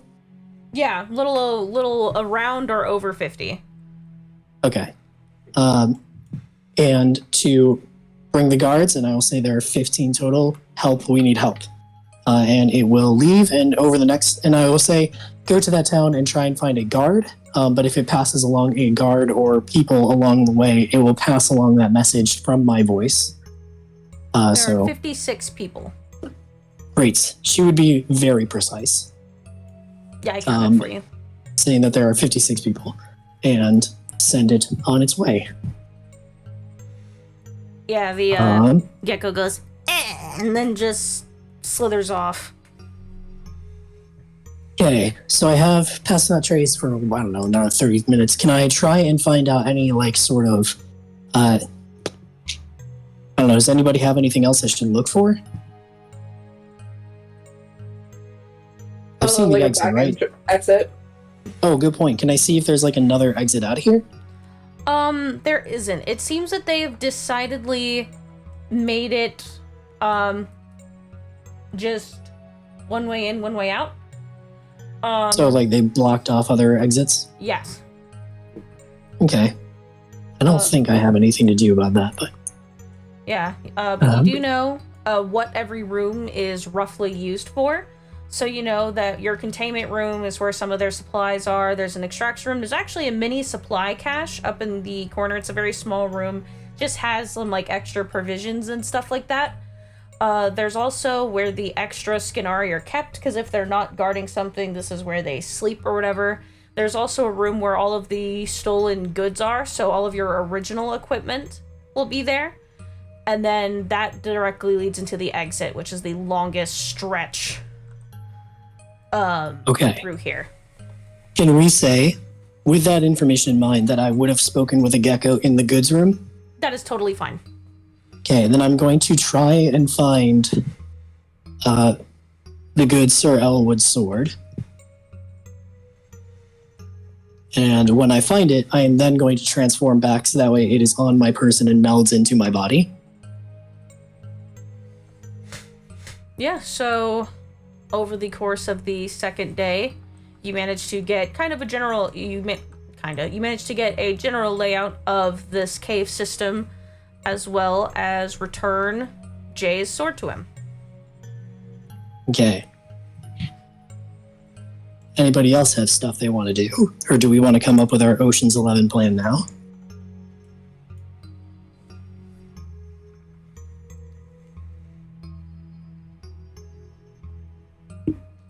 I don't think I have the ability to think that far ahead. That's fine. So We know that there are 15. They are split up. Right now, there are 4 in this room Correct. when this is all going off. Right now, the fox is going for the keys. Rogvir is not in here, correct? No, Rogvir is not in here. Are there doors between the hallways, or are they going to hear this? There aren't any doors, but the extraction room, there's a lot of noise that goes on in there, because the well is kind of loud. So at the very least, if you start a combat in here, they likely won't hear it, but if you go into the, like, extraction room and start a fight, anyone in adjoining rooms will likely hear it. Okay, so we have one room to get our shit together. Okay. Yeah, and I think what would really start to kick things off is that they basically pick out who they are going to take away first. And in this corner cell right here, there is a youngish, she's like maybe in her mid-20s, kitsune woman. Well, she looks to be in her mid-20s physically, but she has 3 tails, meaning she is well over 300 years old, but physically, that's what she looks like. And, you know, they come in, they swap their shifts like they usually do, and they go to her, and, like, with a crushed up bunch of, like, berries, they put, like, an X on her forehead in this, like, juice ink that they've made. And after it's on her face, it starts to glow. And basically, the person who does this, which is the mage that is now in this room, says, "You'll be up first. Say your last prayers." And while it's been maybe several minutes since after that, this kitsune woman is now panicking. And it is set in that the horrible things they intend to do will start probably within the next few hours. And real then- quick. Go for it. I'm sorry, I thought you were done, but real quick. In addition to Jay's sword, was I able to find a spell book or a wand? Or staff or something? You would have been able to, are you talking about maybe for Johnny? I am exactly talking for Johnny, yes. Yeah, you would have been able to find something to, maybe not his directly, because you don't know what belonged to him and what didn't, but you do Sure. find something that he can use as a spell focus. Okay, no spell book though? You find a spell book, yeah. Hell yeah. So, mostly armed. Give people their stuff back. And I think this is where the Ocean's 11 flashback ends and we kick off to where we were, except now the camera pans over and we see that hiding behind Jay Alwood's back is a big-ass sword, and that Johnny has his book back and his groove.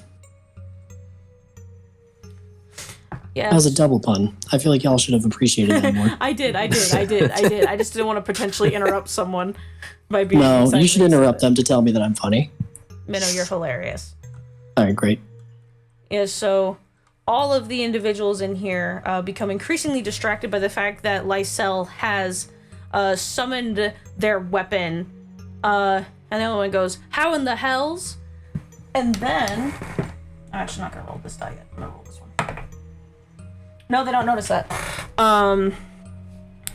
And you got like a 19, right? Yes. No, I got a 23. Oh, 23, you rolled a 19.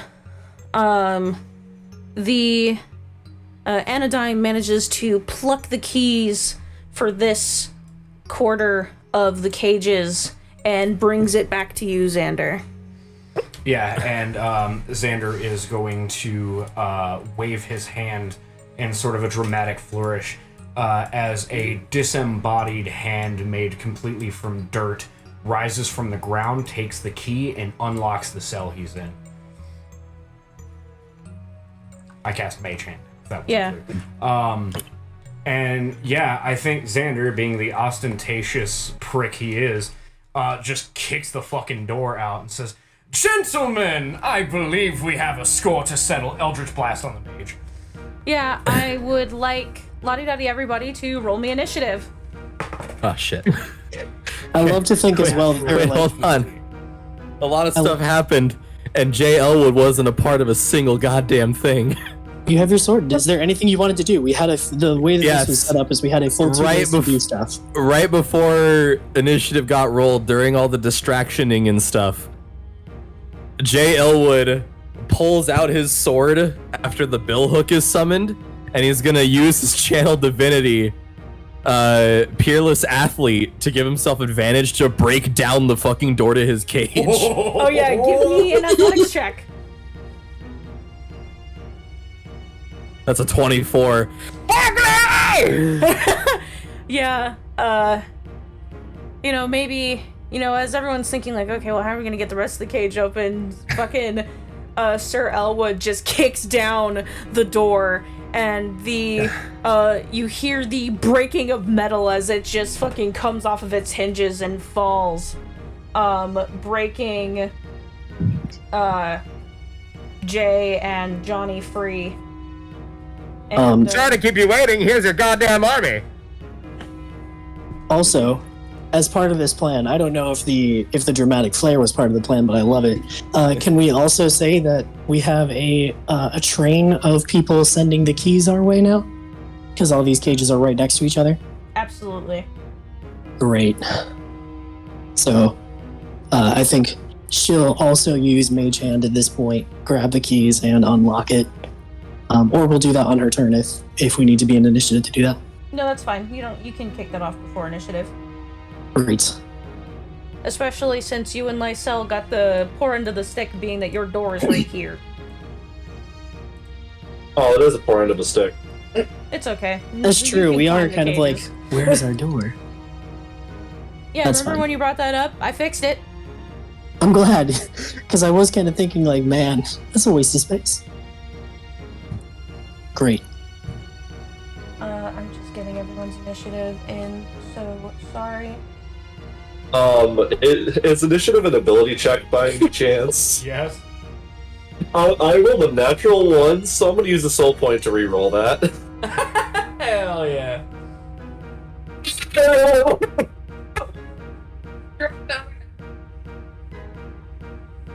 Oh, great.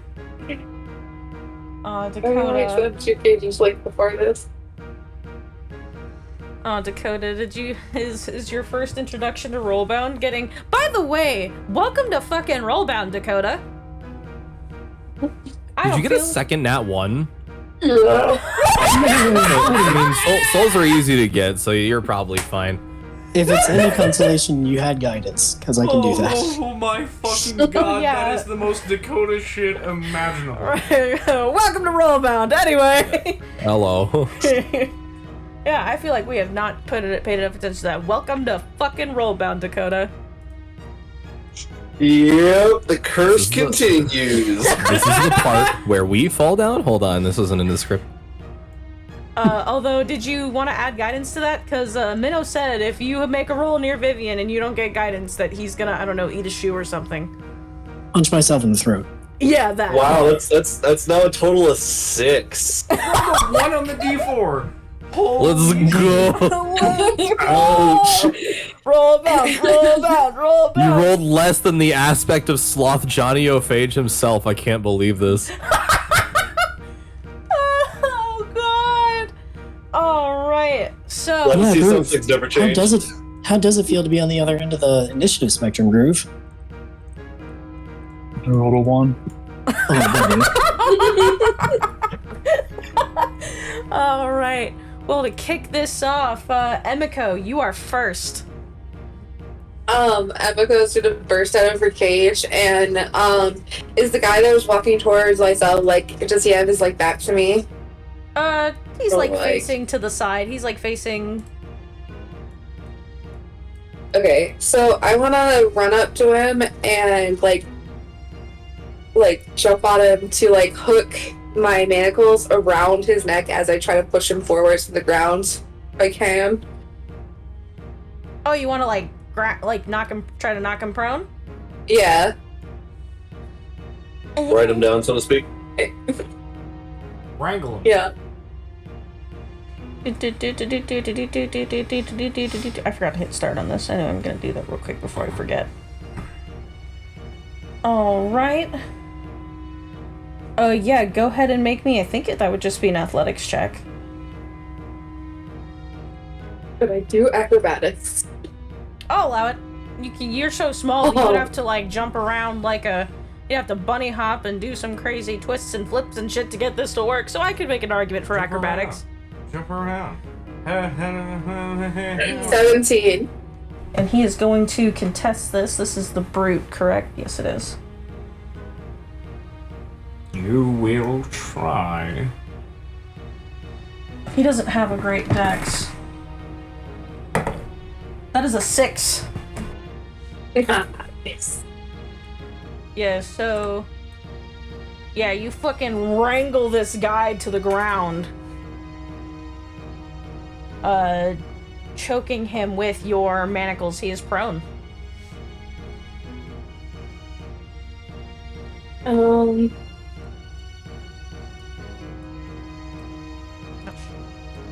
shit. I think that's it for my turn.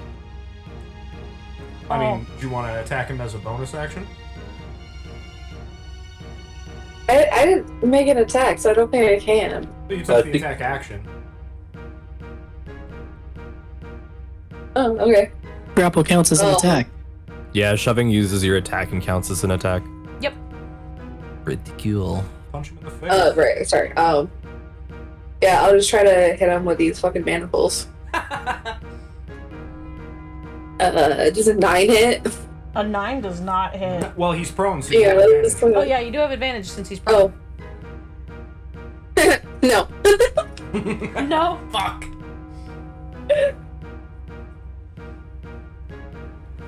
Okay. That is fine. Next up, conveniently, is Xander. Emiko, who wrestled this guy to the ground in the time it took him to step forward, proclaim something, and cast a spell. You know, he's kind of impressed seeing this. The ground next to the mage forms up very quickly into a spire that attempts to skewer him kind of like into the chest. I got a 19 to hit. 19 definitely hits the mage. And that's 14 points of force damage. Yeah, that hurts. That hurts very bad. These motherfuckers have the wrong... And it's at this point we actually return to the Ocean's 11, you know, like style flashback, where Vivian had gathered up some small like rocks and stones and brought them back to Xander, but you know he didn't really tell her why. It's at this point he takes a handful of them, concentrates for a second, and they begin to glow purple. And he kind of tosses them to the individuals that are with us, but not necessarily combatants. And he says, "It's time to fight for your freedom!" And I cast Magic Stone on 3 rocks and dispense them to the NPCs with us. Yeah, Riabella the Knight, she goes, "I'll focus on getting them out of here without a hitch. You do whatever it is you crazy folks are doing. I got your back." And she will be helping individuals in the background out of their cage, you know, teaching them how to throw the stone well if they need to. Like, if we get ambushed, just throw it like this. Don't throw it like that, you'll hurt your arm, you know, stuff like that. And helping all of the extra people out of the cages while you all are beating up your assailants. Indeed. Anything else for your turn, Xander? Where am I right now? Where's the mage? Where's he at? Mage is all the way over here. You are right here. What's the distance? Let me look. Right click on the board that you have. No, just right click on it. And then if you go to toggles, a grid projection. Oh, I gotta make the grid smaller. Okay. Okay, I will do that in... Where is it? Is the mage within 30 feet? No, let me check. Little, about well, 60. I did also step out. I kicked the door. About 40 feet away. Got it. In that case, I'm just going to... I have an item interaction, right? Yeah. Can I go over and unlock Jay's cell? Oh no, he broke it. Oh He's yeah, out. he did. Fuck, I don't know. I guess. Yeah, everyone's out. You're good. Level 3. Can I climb on top of the cages actually? Yeah. Yeah, I'm gonna do that. I'm gonna take some high ground. No, this is quite precarious. All right. Anything else for your turn, Xander? No, that'll do it. Alrighty, it is one of the swordsman's turns, specifically the second one.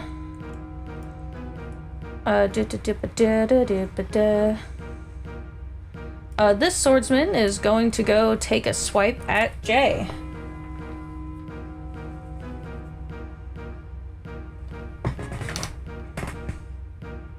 With his scimitar. Actually, I'm not using. First, using the RollBound 2 dice. That is an 18 to hit. I guess I can just look at what your armor class is, huh? I asked y'all for that. I'm so smart. That would just hit. Okay. Which dice? That's not the one I want to use. I want to use my new ones. Is Joey here? Yes, I am here. I've been talking this whole time like a mongoloid. I muted myself because I was eating Oreos. Okay. Well, thankfully I knew your AC because I have it here in my app because I usually forget. Yeah, I told you, yeah, and then you were like, I could just look at it, and I was like agreeing with you, and I thought we were like having a conversation, but it was just me talking to you. That's me in the corner. That's me in the spotlight. They don't know I'm losing my religion. Alright. Yeah, so this swordsman takes a slice at you with his scimitar, and that is that is 6 points of slashing damage. Ow. You better watch where you're putting that thing, buddy. You might hurt somebody. And he just rolls his eyes and goes, I've been getting sick of you. Then that means I'm doing my job. And that'll be all for his turn. That means, Vivian, it is your turn. Alright, so Viv sees this all go down, and in her mind's eye, she thinks, yes, all according to plan, and then someone runs up and stabs Elwood, and she says, oh fuck. So instead, in this corner cage that is now open, she will look over through the bars and sees the mage standing there. And at that point, she says, Miss Periwinkle, Yes, dearie. duck. And she begins to float 2 or 3 to 6 inches off the ground. Her hair begins to whip up around her, and for a brief moment, you see an orrery of stars and planets and universes beyond imagining that begin to swirl around her in a 10-foot radius. And then it fades away, but as it happens, the eyes that are always glowing with the stars light up like the sun, glowing outward, and you see that there is now a constellation style of an animal beside her, a large direwolf. And she looks over at the mage and says, enough, and holds out her hand, and you see some of the stars begin to coalesce in her hand, and they launch outward in a single beam as she casts guiding bolts at the mage. Ooh. Natural fucking 20. Oh, let's go! First one of the game! Let's go. It had to have Alright. some kind of narrative build-up, otherwise it would have been worth it, you know? Could you imagine, like, natural 1? Yeah. Not a great roll, but that's okay. So that is 6, 9, 10, 11, 22 points of radiant damage. Is he still up? No. Yeah, Wait, so yeah, she holds this, out her hand, and all of a sudden his top half is just gone after a blast of light. yeah, the mage is torn asunder by this starry bolt, already bleeding profusely from Xander's previous blows, just goes and then is gone. She will then look over to the Skinari that is currently tussling with Jay. Or actually, one of them's down, right? Or is prone? Yeah, prone. This one And right here. she looks over at the starry dire wolf and says, "Sick him." And I'm going to make an attack roll. As the starry wolf shoots out faster than you would expect, fast as light, you might say, and claws into his back. That is a lot. That is a 21 to hit. That definitely hits. His AC is 17. Delightful, and that does a total of 1d8 plus my whiz. So a total of 11 points of radiant damage to the one that is prone. And after that, she is going to... Is she kind of like in the best cover she can find?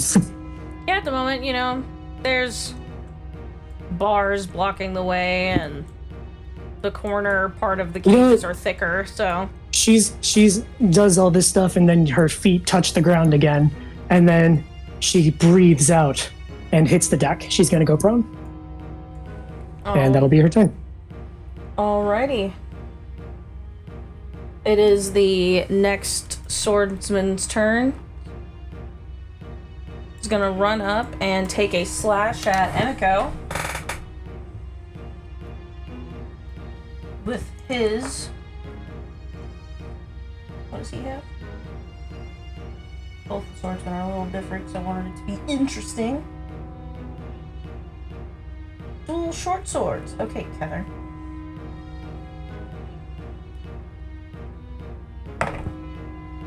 That is a natural 17 to hit. So that is a 20 not nat to hit.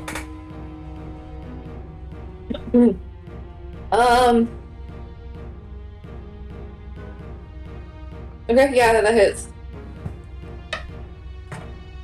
No, I want to use my fancy new one. God, how fucking baller would it have been to just then find out that Miko somehow has shield?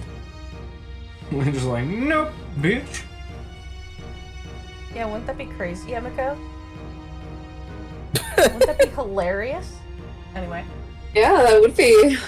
That is 5 points of slashing damage. Okay.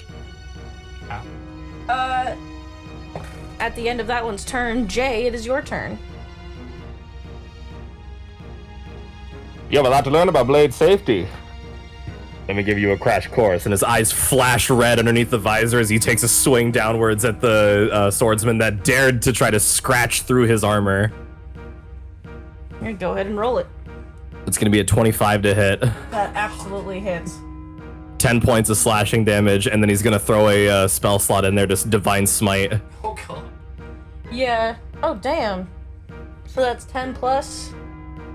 Don't worry, I'll have it for you in a second. 10 plus 15, 25 points of damage. God damn. Yeah, you fucking... still up but barely, this fucking swordsman recoils back, this was like, ah! And he's like bleeding all over you. And onto the ground. This little blood puddle originally wasn't his, but now we'll say it is. On the map. And he's just like just panting terribly. He is horribly injured. Fucking Jay is just like slowly walking towards him. The eyes are still shining red underneath the visor, and he says, Have you had any second thoughts? Like, he's too stunned to reply. He's like bleeding out of his mouth. He just sputters, just goes in response. that's the end of my turn. The Skinari mage is dead. Johnny, it is your turn. Of the one Elwood just struck, make me an intelligence saving throw, please. DC 14. They got a 15. Okay, it will succeed. That is the end of my turn. Damn. Alright. Next up, Lysel, it is your turn. So I think what happened here was Lysel, after they made their proclamation with the summoning of their weapon, they turn around to leave as the cell is unlocked, and as they move forward, the other people that were actually closer to the cell doors were on their way out as well. And she's like, excuse me, I just need to. And as soon as they're actually able to get clear of the doors, by means of everyone else going before them, they're gonna climb up top over the cells. Yep. Because that seems like the shortest route to get anywhere. Absolutely. And is going to jump down beside Sir Elwin. And just attempt to knock this guy out real quick with a non-lethal attack. Non-lethal, alright. That's a natural 19, so at least we know that that's going to hit. That is absolutely going to hit. And it doesn't matter what damage you roll, this person had 1 hit point, so... Damn. Oh.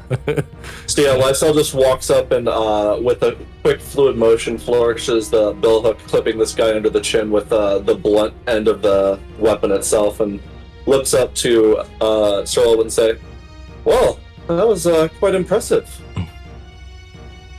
Why, thank you. I was hoping to send him off with a promise of glory in the afterlife, but it looks like he'll have time to think about what he's done. No, I'm sure he'll have plenty of time to think about it. Then Lysel is going to turn to Emiko and the last remaining Skinner that they have pinned to the ground, and just kind of walk up.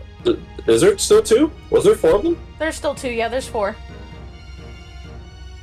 One of Oh them... yeah, the one that attacked you. Yeah. Then yeah, Lysel's gonna move up to that one, and take a defensive stance. So it is now the Brute's turn. Since you haven't grappled, any attacks are at disadvantage, yeah? No, but since he's prone, all of his attacks are at disadvantage.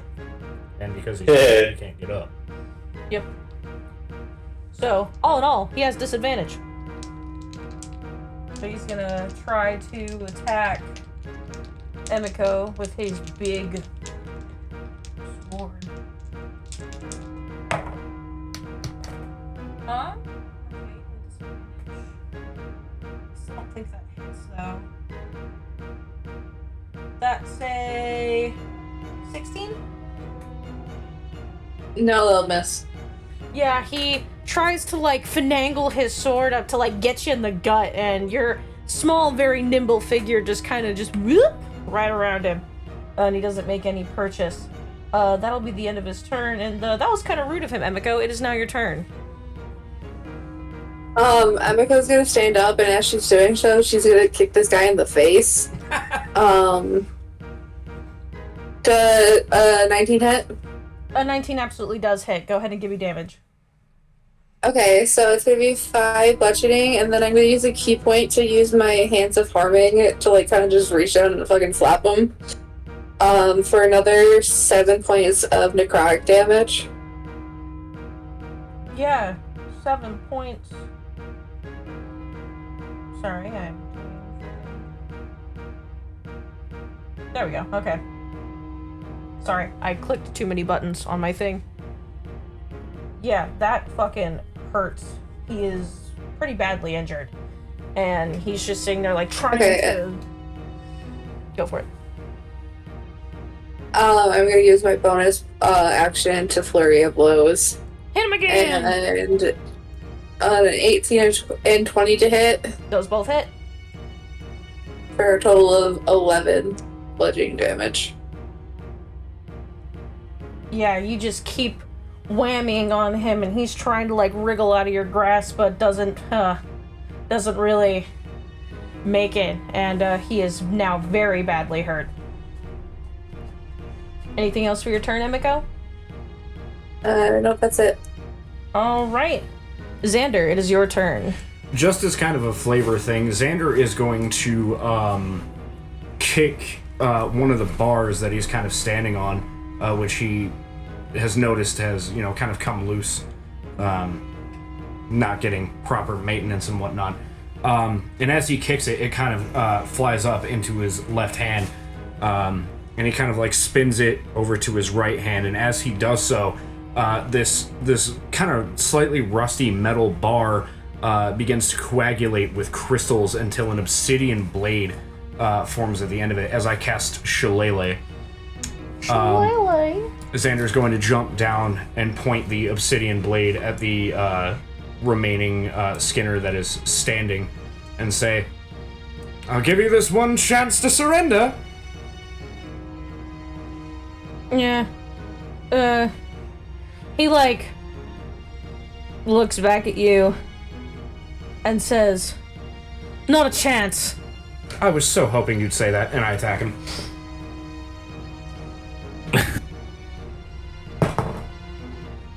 Yeah, that's going to be a 19 to hit. That absolutely hits.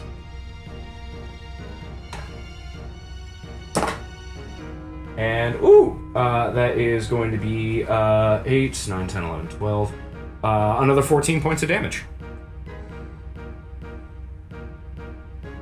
Sweet. Having to do extra math here because this fucking app put in the wrong version of these things, so they were all scaled down too far. There we go. Okay. Yeah, you like fucking smack him and a little bit of blood starts to trickle out of his nose and mouth and he like spits it on the ground and just is like, huh, fuck. Ow. And that will be the end of my turn. Alright. This one is unconscious. Vivian, it is your turn again. Great. Also, quick clarification, I did remember after the fact that my that bonus action attack I did is technically a ranged attack, so it would have been a disadvantage. However, the disadvantage roll was an 18, so it still hit. Okay. As a heads up. So, at this point, seeing that things have calmed down a bit, she's going to hop back up to her feet, using 15 feet of her movement. How tall are these cages? They're like 10 feet tall. Perfect. So she uses 15 feet to stand up. She is then going to grab onto the side of the cage and, like a little acrobat spider monkey, flip right up to the top using 10 feet of her movement because she has a climb speed. When she gets up to the top, again, there is the wolf that is at her side. One of them is unconscious, the other one is prone, so this attack would be a disadvantage. And then the other one just got bonked by Xander, correct? Correct. Okay, the one that got bumped, the dire wolf goes charging forward and tries to bury its fangs into his neck. That is a 24 to hit, Absolutely. taking a total of, ooh, nice, 12 points of radiant damage. Yeah. Is he still up? No, that was one above how many hit points he had left. That one is Great. deceased. Blech. Rips his throat right open, but with sunlight, or starlight, I guess. And then there's one left. Yep, and that is the brute. Is currently prone.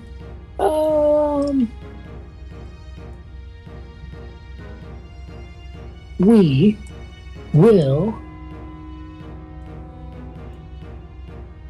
She doesn't want to kill this guy. She's going to have a burst of flame into her hand as she casts Produce Flame.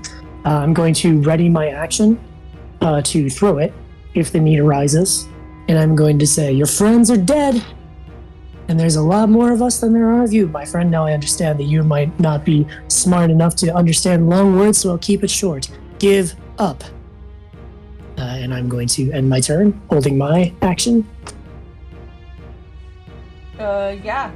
Jay, it is your turn.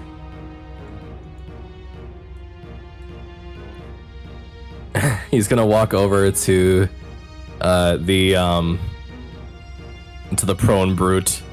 He's going to say, Well, Maestro, your response? He, kind of spits out some blood and just says, whatever you do to me, there's more of us. They'll come get me. Oh, come on, I already tried that one. He, like, rolls his eyes, but his body is shaking from all of the pain. He is very badly injured. He's like blinking a lot, trying to blink the dreariness of unconsciousness out of his eyes.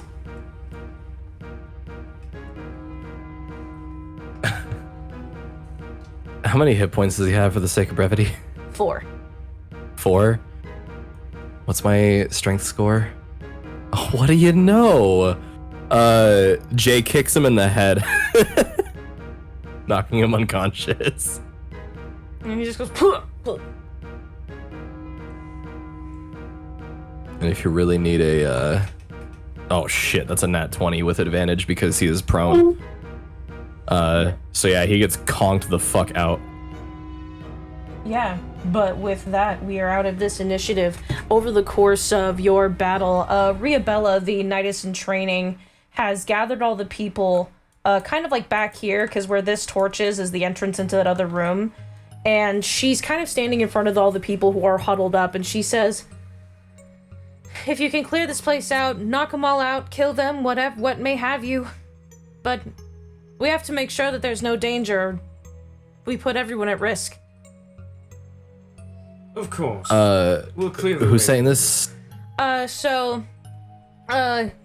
Since the only person who really formally met this person is Xander and Emiko, Jay, you look back, and on the other side of the cages, kind of like leaning around and trying to look at you guys through the bars, you see, once again, a knightly figure. You can tell that she's in lesser-made armor. You can tell without even, needing it, that she is a knight in training. Her gauntlets have been destroyed a little bit. Again, darkened skin, obviously has elven heritage with like 2 braids framing her face. The rest of it is in loose curls. And she's seems to be, out of all the people huddled in this corner, the strongest of them. And she's like, standing defensively in front of them. Kind of like there's like a walkway to the other room that you have all deduced is empty. And she's like, I can keep them back here safely until one of you comes back, but there's definitely more of them, and we can't risk any of them getting hurt. The swordsman that attacked me, he used a longsword? He used a scimitar. A scimitar. Do any of these guys that are on the ground have swords at all? Like long swords, actual long swords? So, this one had a great sword. The one that I threw into the fucking aether had 2 short swords. Okay. So Jay is going to pick up the great sword because he doesn't have his shield at the moment, and he is going to hand his long sword to the knight in training. And he says, I'm going to want that back when all this is done. Absolutely, you have my word. And she puts her hand over her chest. and I'm going to very quickly write in a long sword on my character, or a great sword on my character sheet. Hey, Chess. Hey, me. During the day that we had to prepare, did Jonathan ever have a moment to complete that detect magic ritual? Absolutely did. What is, you know what, fuck it, I don't really care about the range, I'm gonna tell you this anyway. This glowy doorway, there is so much fucking magic coming out of that motherfucker. And of course all of these lights, but that's, you know, obvious. You can kind of hone your energy to understand that these little blue flames are magical. But this area over here, going into the next room, magical as fuck. There is so much. Go ahead. I was just gonna ask, did any of the mages have anything magic on them?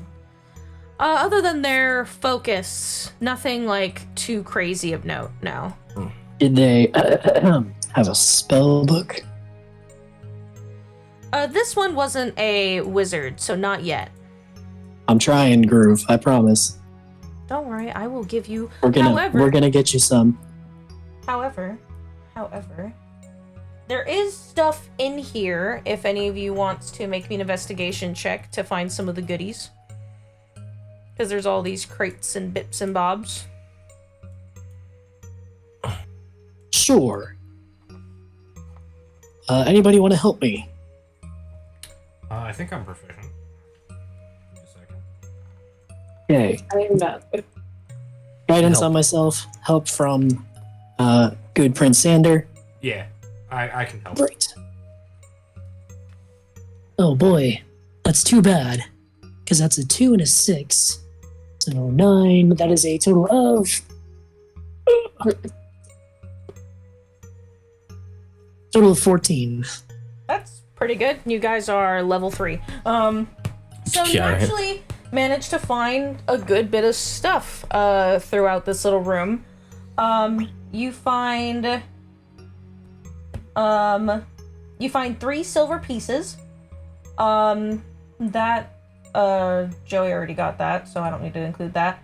A scimitar, 2 short swords, a dragon chest set in pretty good condition, cook's utensils, and 2 acid vials.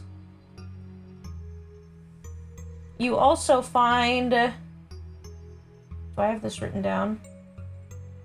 Oh no, that's for the... I wrote a note in there that's for the next room. I don't know why I didn't move it over to the next thing then. I don't know. Problems for future me, I guess.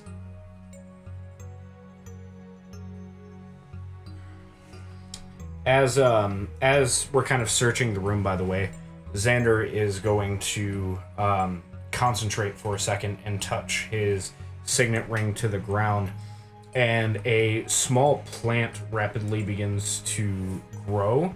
A plant that, upon closer inspection, is actually made from glass. And on the tips of the branches of this plant, 10 grizzlies grow. As I cast Goodberry. Hey. Oh yeah, did we have rest casting as well? Because I guess I could have cast some last night too. Hot damn. Oh, is this what it's like? Yes. Also, Oh, yeah. you find a week's worth of rations in the nonsense as well. Oh, sick. Yeah. Great. So the 2 fuckers, we're going to manacle them. We're going to throw them in one of the cages in the back. That's the one facing the wall. And I think we'll just like have some of the mooks that are like the other captives just like drag the bodies out of sight for now. I don't know if it's going to matter, but just in case. Great. Was there anything else we wanted to do? Viv would have told you that what she is currently doing right now lasts for 10 minutes. So she is a fan of getting a move on. Did we have, in the day that we were ready, did we make a plan for how we were going to do this? Do we want to try and lure them in here so we can have them funneled in? Do we want to just go in guns blazing, hope for the best? If we do lure them... Oh, we don't want to bring them here. Well, they can. There is another room. Captives. There's another room right next to us where the captives can go. Yeah. But, you know, it's all about if you want to bring them closer to the captives or be further away from them. I'm just saying, if we set up a spot that's defensible, I can set up spike growth. And we do also, here's the thing. I am putting so much faith in that gecko right now. I think help is coming. So do we want to try and make a defensible spot and hold them off, or do we want to go through and try and pick them off? Well, like, here's the thing about that, though. What if these people come riding in? They're not going to see what they're going up against. Like, yeah, you told them that there were people here, but only we have seen what they're capable of. We said Skinari.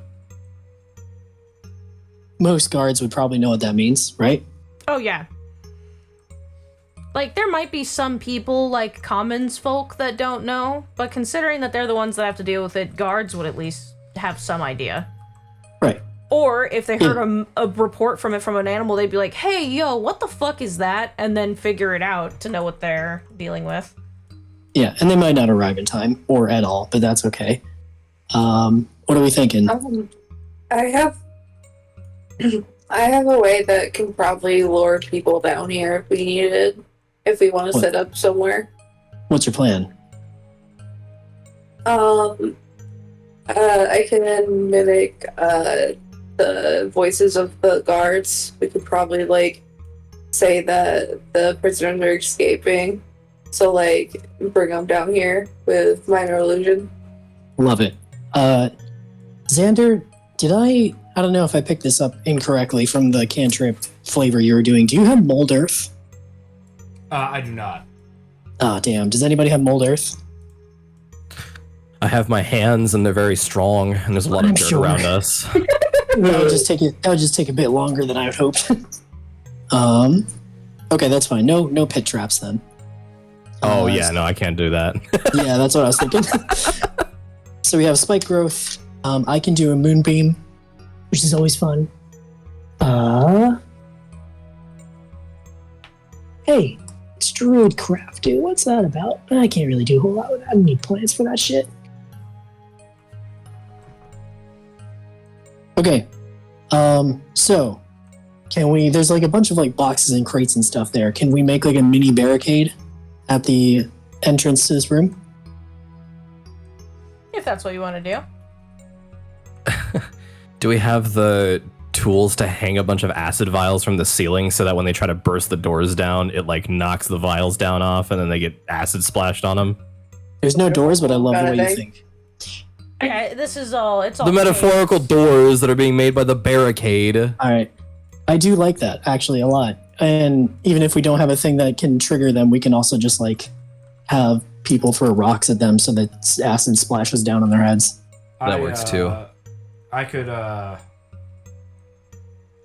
my familiar drop them. Also good. like a fucking bomber. Yeah, all right. It's not. Oh, we have it's yeah, not we an attack.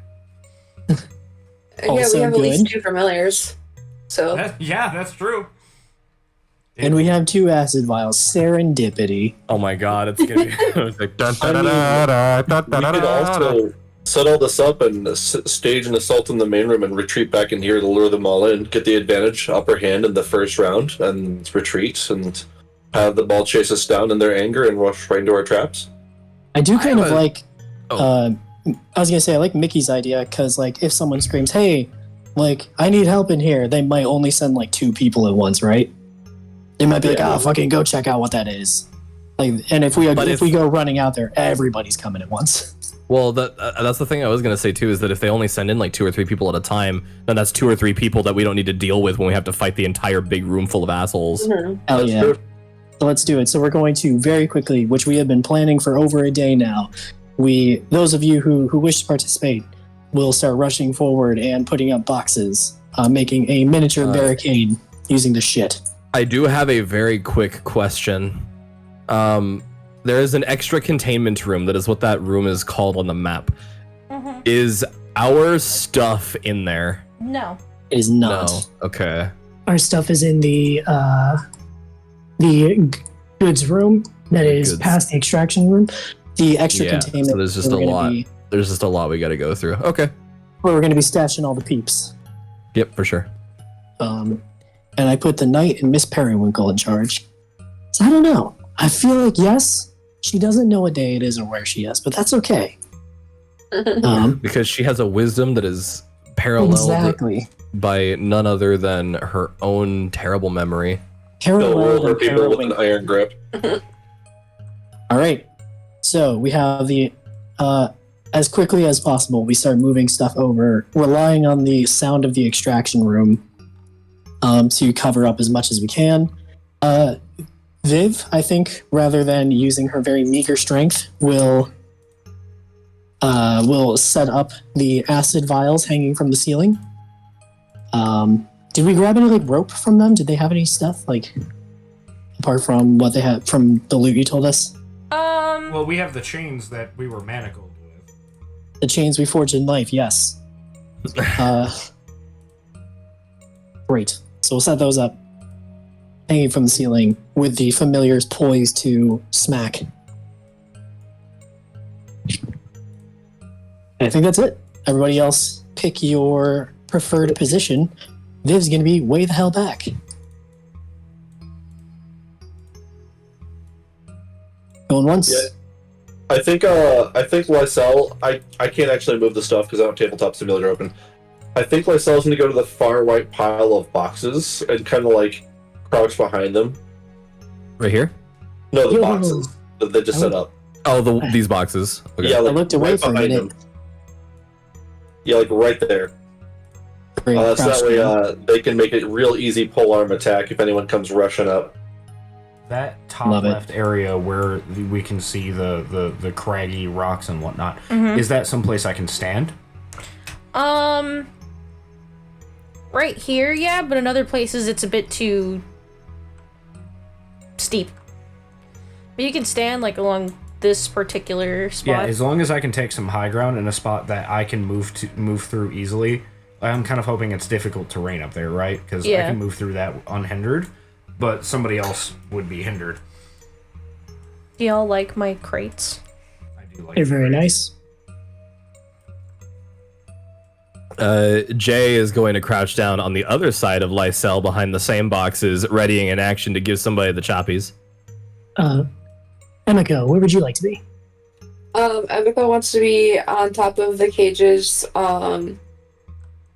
closest to the door, the barricade that we're making, so she can jump Okay. down. 1, 2, 3, 4, 5, 6, 7, 8, 9, 10, 11, 12, 13. You are currently 70 feet away. Is that okay? What? Is that the closest one? 2, 3, 5, 6, 7, 8, 9, 10, 11, 12, 13, 14. Yeah, that is the closest you can be, is 70 feet. Okay, then, is there like a crate that I can stand on that's like out of the direct path of the door? Yeah. Jazz, can that be arranged? I mean, we got a shit ton of crates, so. This An episode, irresponsible level of crates in here, really. yeah. This episode of RollBound is sponsored by Craig's Crates for all your crate needs. I was gonna say it was, Crate needs. it was an homage to Les Miserables. I saw that in an actual theater. I watched it.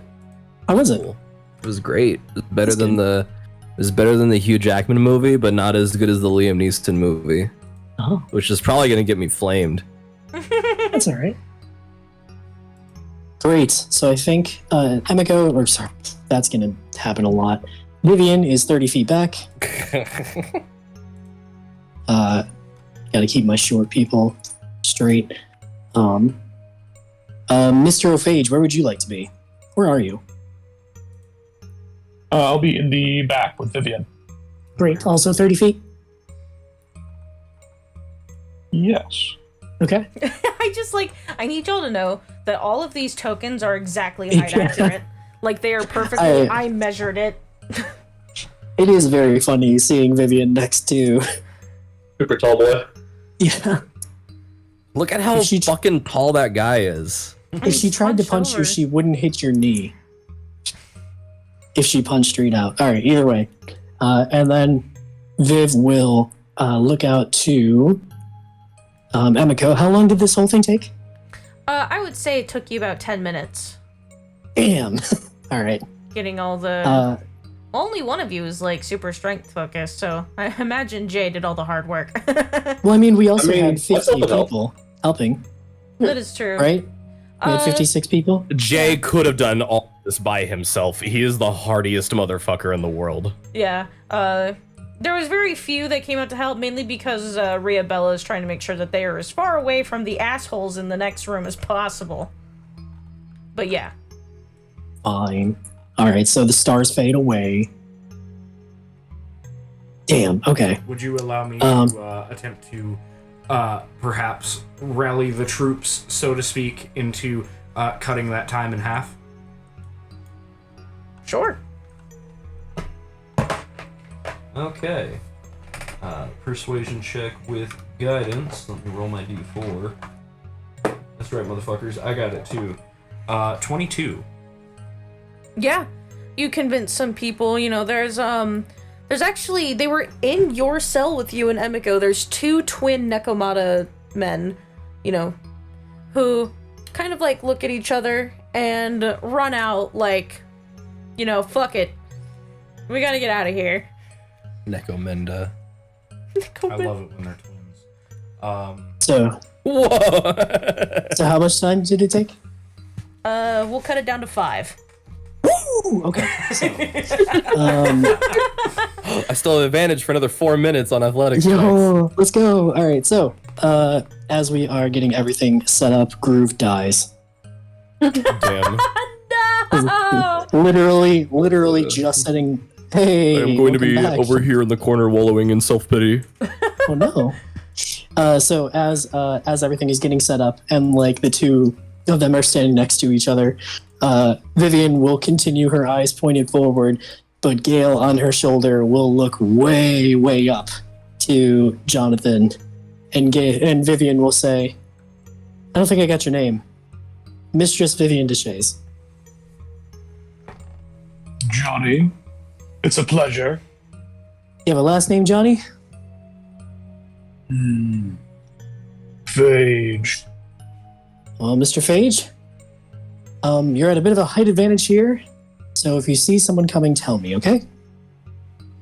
Certainly. Great. And then I think the last of the boxes get set up. Everything looks good to go. Gale on her shoulder looks over at Emiko and gives her 2 big thumbs up. Emiko's mask, the eyes of her mask, suddenly flash like a gold color as you guys hear a distant sounding scream of "Fuck! The prisoners are escaping!" And then as I... in like a more panicked voice Yeah. of I was just going to say, as soon as Xander hears that, I'm going to get the spike growth going, because they can't see it if they didn't see it get cast. and the scream mimics the sound of one of the 4 guards that were just in here. Oh, and once you know it, this spell also lasts 10 minutes. Yo! Yeah, so, you hear a very strong, you hear like some of the sounds from the other room actually quiet for a second, and you hear a very, very strong voice say, "What was that?" I don't know, sir. Well, get off your arse and go check it out! Right away, sir. You, come with me. And you hear like another voice. Who put you in charge? And the deeper voice again goes, "Go!" Fine. And, you hear the sound of 2 sets of footsteps walking in this direction.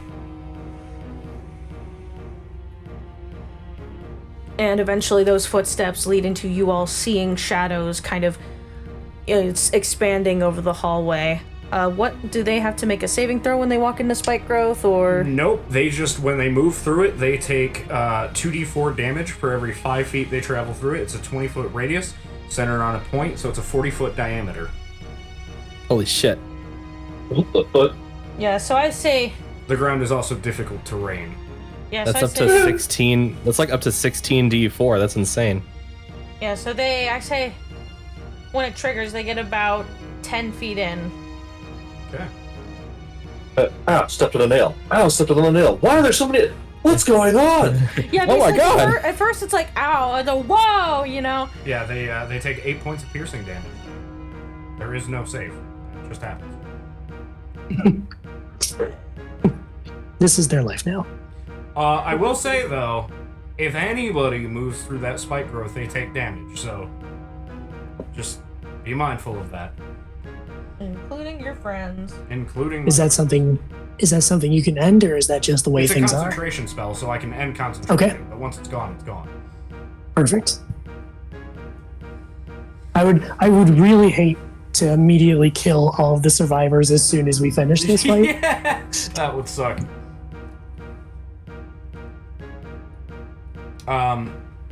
Quick point of order as well. Xander is up there, but he's on his belly.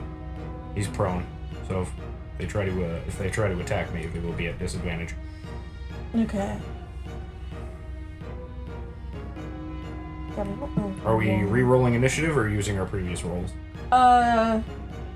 Use the previous ones for now, since it's just 2 of them.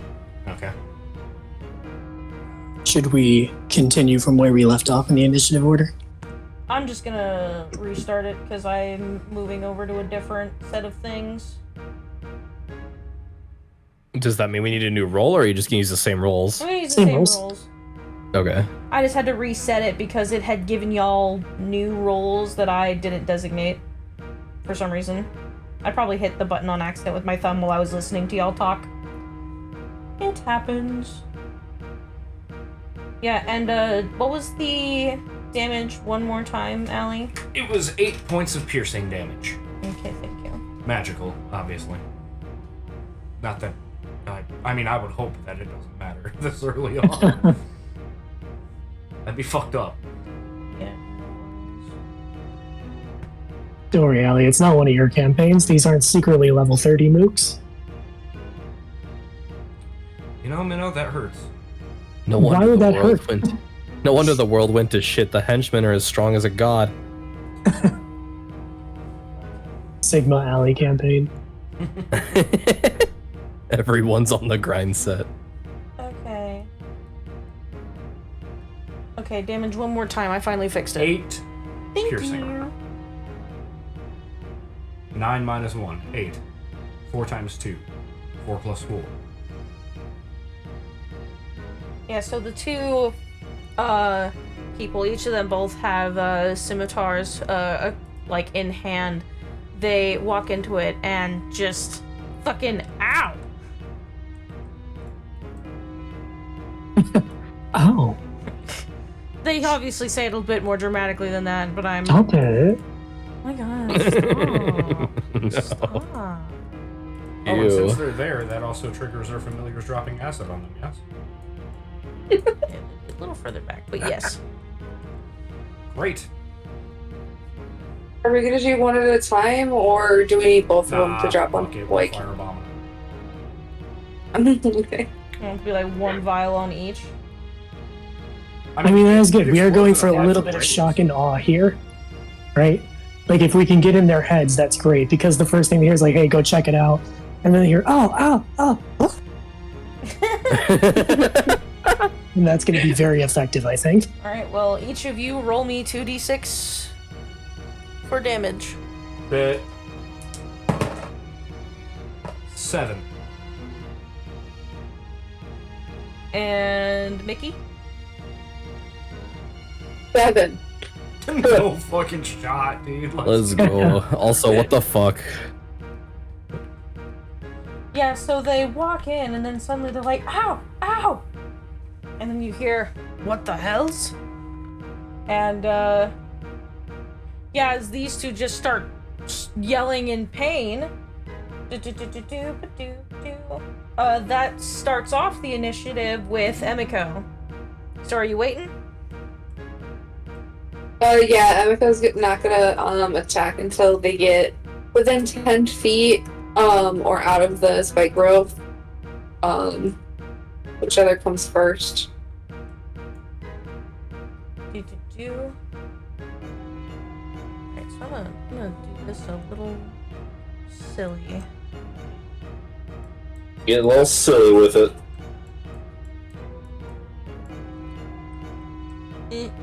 Because I have two maps. I made the map for the other room. Hey, just out of curiosity, I saw that there was a fire in the room that we're in. Was there like a pot or something in there? If they were using it to like make meals? Yeah, Sick. I told y'all there were cooking utensils in the room. Hold up. I have a crazy idea. It's so crazy it just might work. We're gonna cook them a stew and convince them to leave. No. It's a good idea though. Maybe next time. Let's see. Good No soup. Stew that grants them resistance to hold. Good soup. You can Are they in dim see- light or darkness? No, you can see these three as they're coming down the corridor. Because they're directly in line. So yes. Yes. Okay, sick. Do they have any obvious like ranged weapons? These two both have short bows. This guy, you don't see any obvious ones, no. Awesome. It's my turn. It is, Let me open it back up. It is Rockthier's turn. Sorry, I had to get this set up over here because they're over here and I don't want to just theater of the mind it all if I literally have it. Seeing that they're just getting hit by being in the area itself, he will back up because he's the big guy and then like point his engraved sword forward and go, well, go! And he's gonna end his turn, because he's, out of everyone, probably the smartest one. Which makes it Xander's turn. Awesome. I'm gonna take some of the rocks that I collected earlier. I'm gonna have Anodyne jump down and grab the pot out of the fireplace. I'm gonna cast Magic Stone. I'm gonna put the rocks in the pot and have Anodyne bring them over to my companions that have taken a rear guard position. Especially Emika. And I am going to, still prone, I'm going to cast Blade Ward. So Xander's skin is going to harden. And that is going to be the end of my turn. Alrighty. Vivian, it is your turn.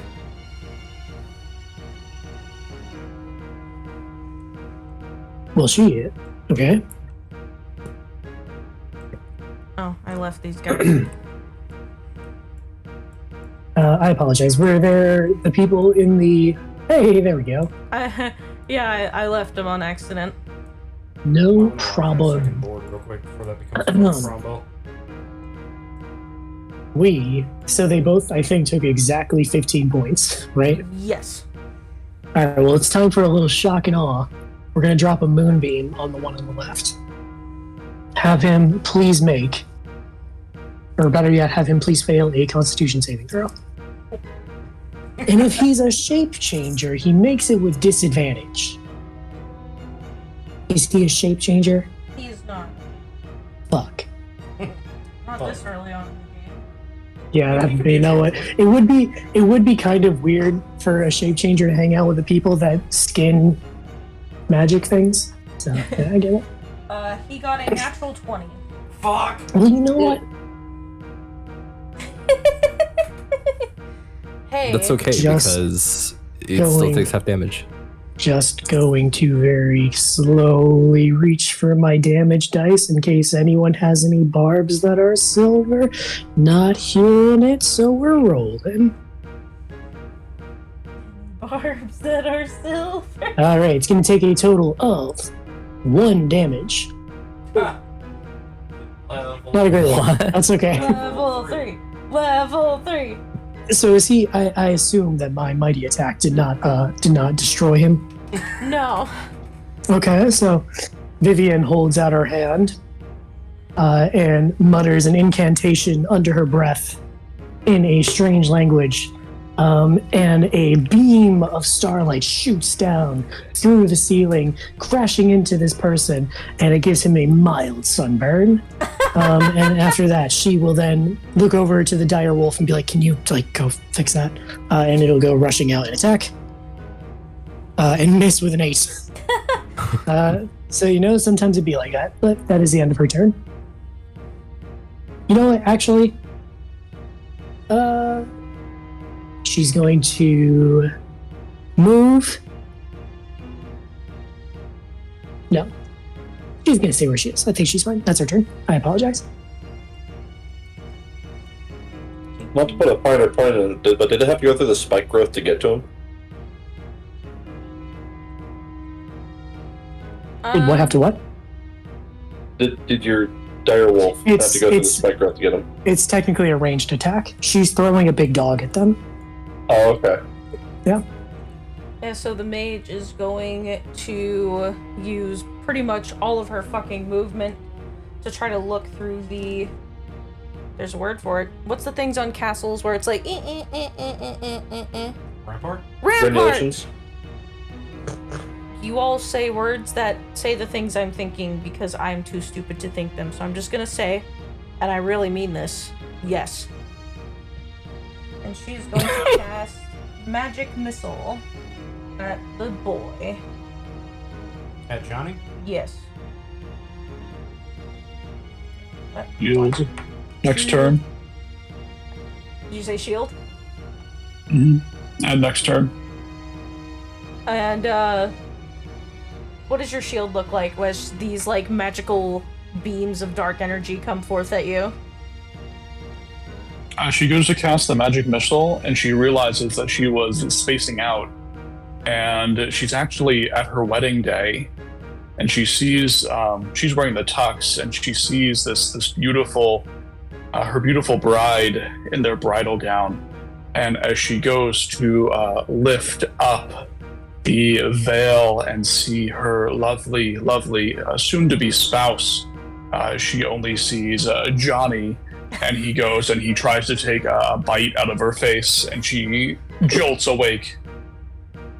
Oh, I love that. What the fuck? Johnny's shield is a bad dream. Oh, that's so good. Yeah, Johnny like, jump scare. she's like, huh, what? A John scare. 5 Nights at Johnny's. Yeah, and she goes, huh, what Johnny the hell? Phage Bear. Okay, I'll stop. You better stop because it's your turn. See this dude? See this guy named Rockthir the Wise? He's not very wise because he's in guiding bolt range, and I'm gonna hit him with it.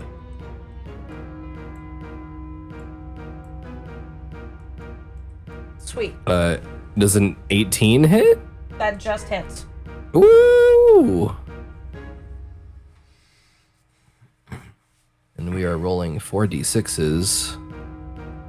It's gonna be 15 points of radiant damage to the damn dome, and then the next attack that anybody takes against him is gonna be at advantage. Then I'm going to reposition myself to please my OCD and end my turn. Alright. And you see, he kind of like puts the sword, he like sets the sword down on a box, and he like holds up a finger like 1 second, guys. And then he holds his hands close to his heart, and this gigantic pulsating orb of light starts to emit from his chest, and then he throws his arms out to the side, puffing his chest forward, and it shoots out of his this huge beam of radiant light just blasts into Rockthir the Stupid. Alright.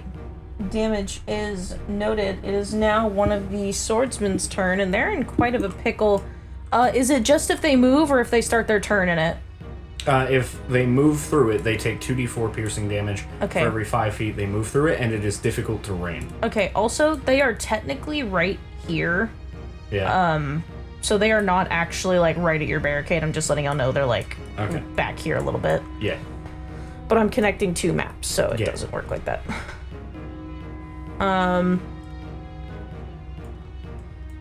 Yeah, they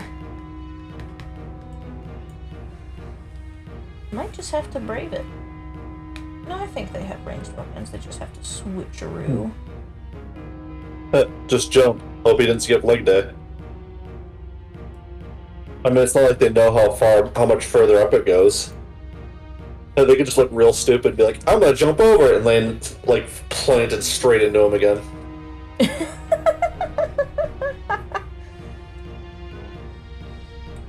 Okay, no, what one of them is going to do is, you know, they don't know that this is what's going to happen to them, so one of them's going to take out a short bow and try to take a shot at, I'm doing this just to see if it's reasonable, Vivian.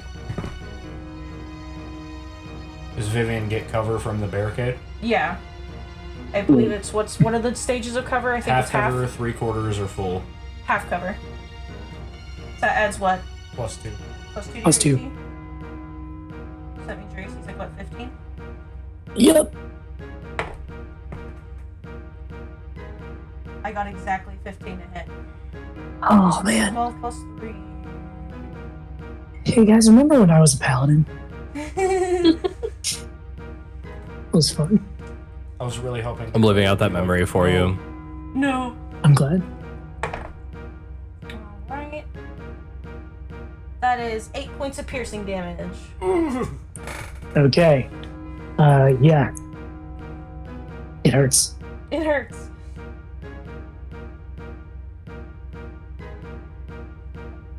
Alright. Yeah, but this guy's in quite the pickle. He doesn't really know what to do because he knows if he moves. Doesn't know how. He just knows it hurts really bad. But he won't have to worry about that probably for not much longer. Johnny, it is your turn. The left person in the spike growth make me an intelligence saving throw, DC 14.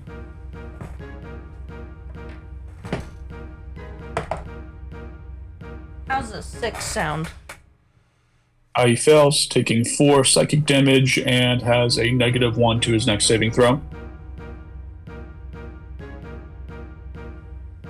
End of turn. Alright, that one is horribly hurt. Oh, I put it to the wrong one. No, I didn't. Okay.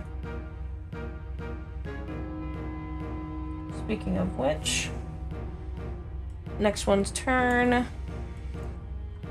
is also one of these.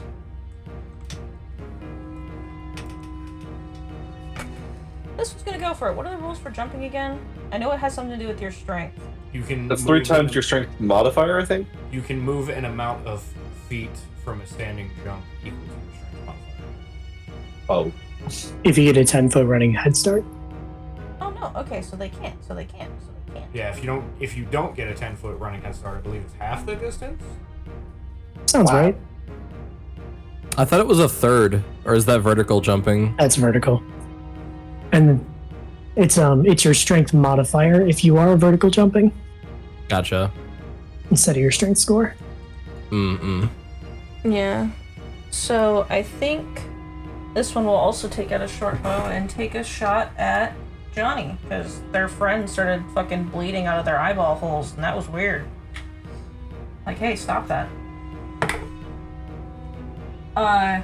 No.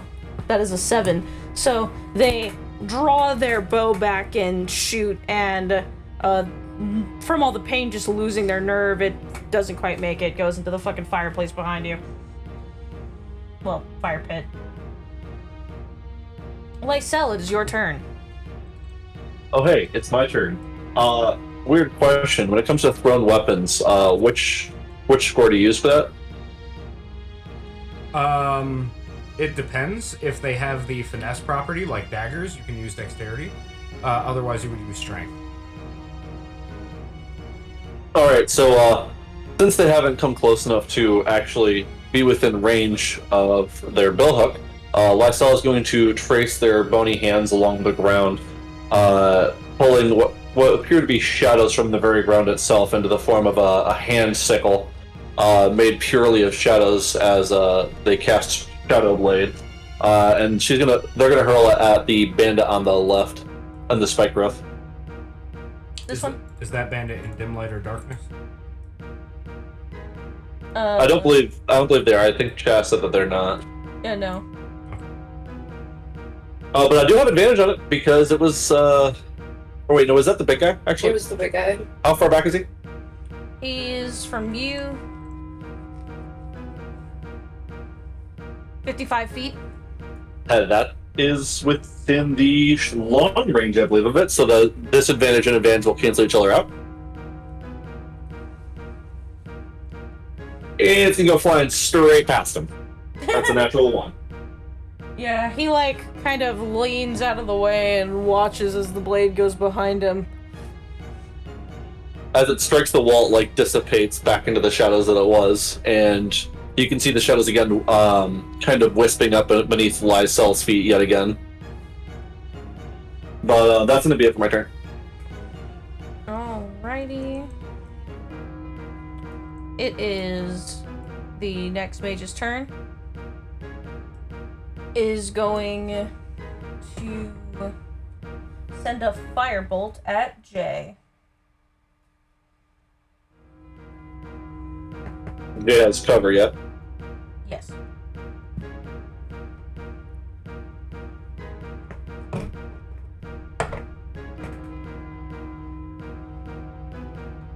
Yeah, no. even without it, they wouldn't have hit. Yeah, so you see these flames lick up the back of the crates, but does not make purchase. Alright. And it is one of these swordsmen's turn. They're just gonna 5, 10, 15, 25. This one is going to take out their short bow and take a shot at Jay. Still has cover. No, that misses.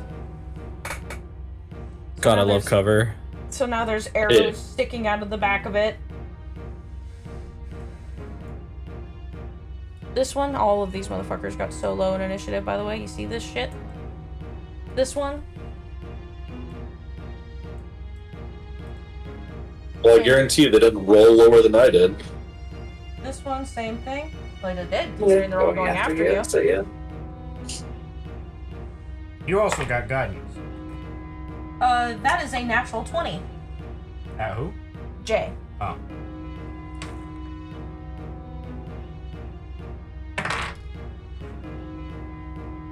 So that is 10 points of piercing damage. Ouch. As the arrow just threads that needle just perfectly and lands right in your shoulder. And then last but certainly never least is this guy, but like, he doesn't have any ranged weapons, so he's just gonna sit out of view like a chump, kind of waiting. That's not his job. Alright, top of the round, Emiko, it is your turn. Emiko's gonna move more into the doorway to be able to throw the magic stone. How does that work? So throwing the magic stones, you get +6 to hit, and deal 1d6 +4 damage with them. Yeah. Does 11 hit one of the mages? I believe so. Let me go look.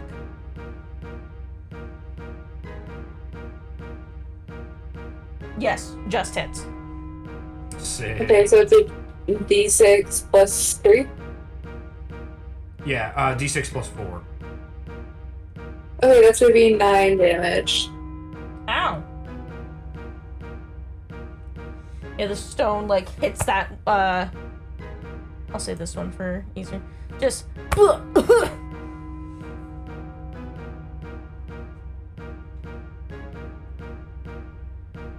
and anything else? And then Emiko's gonna move out of the way of the door, and that'll be the end of my turn. Right, it is Rockthier's turn.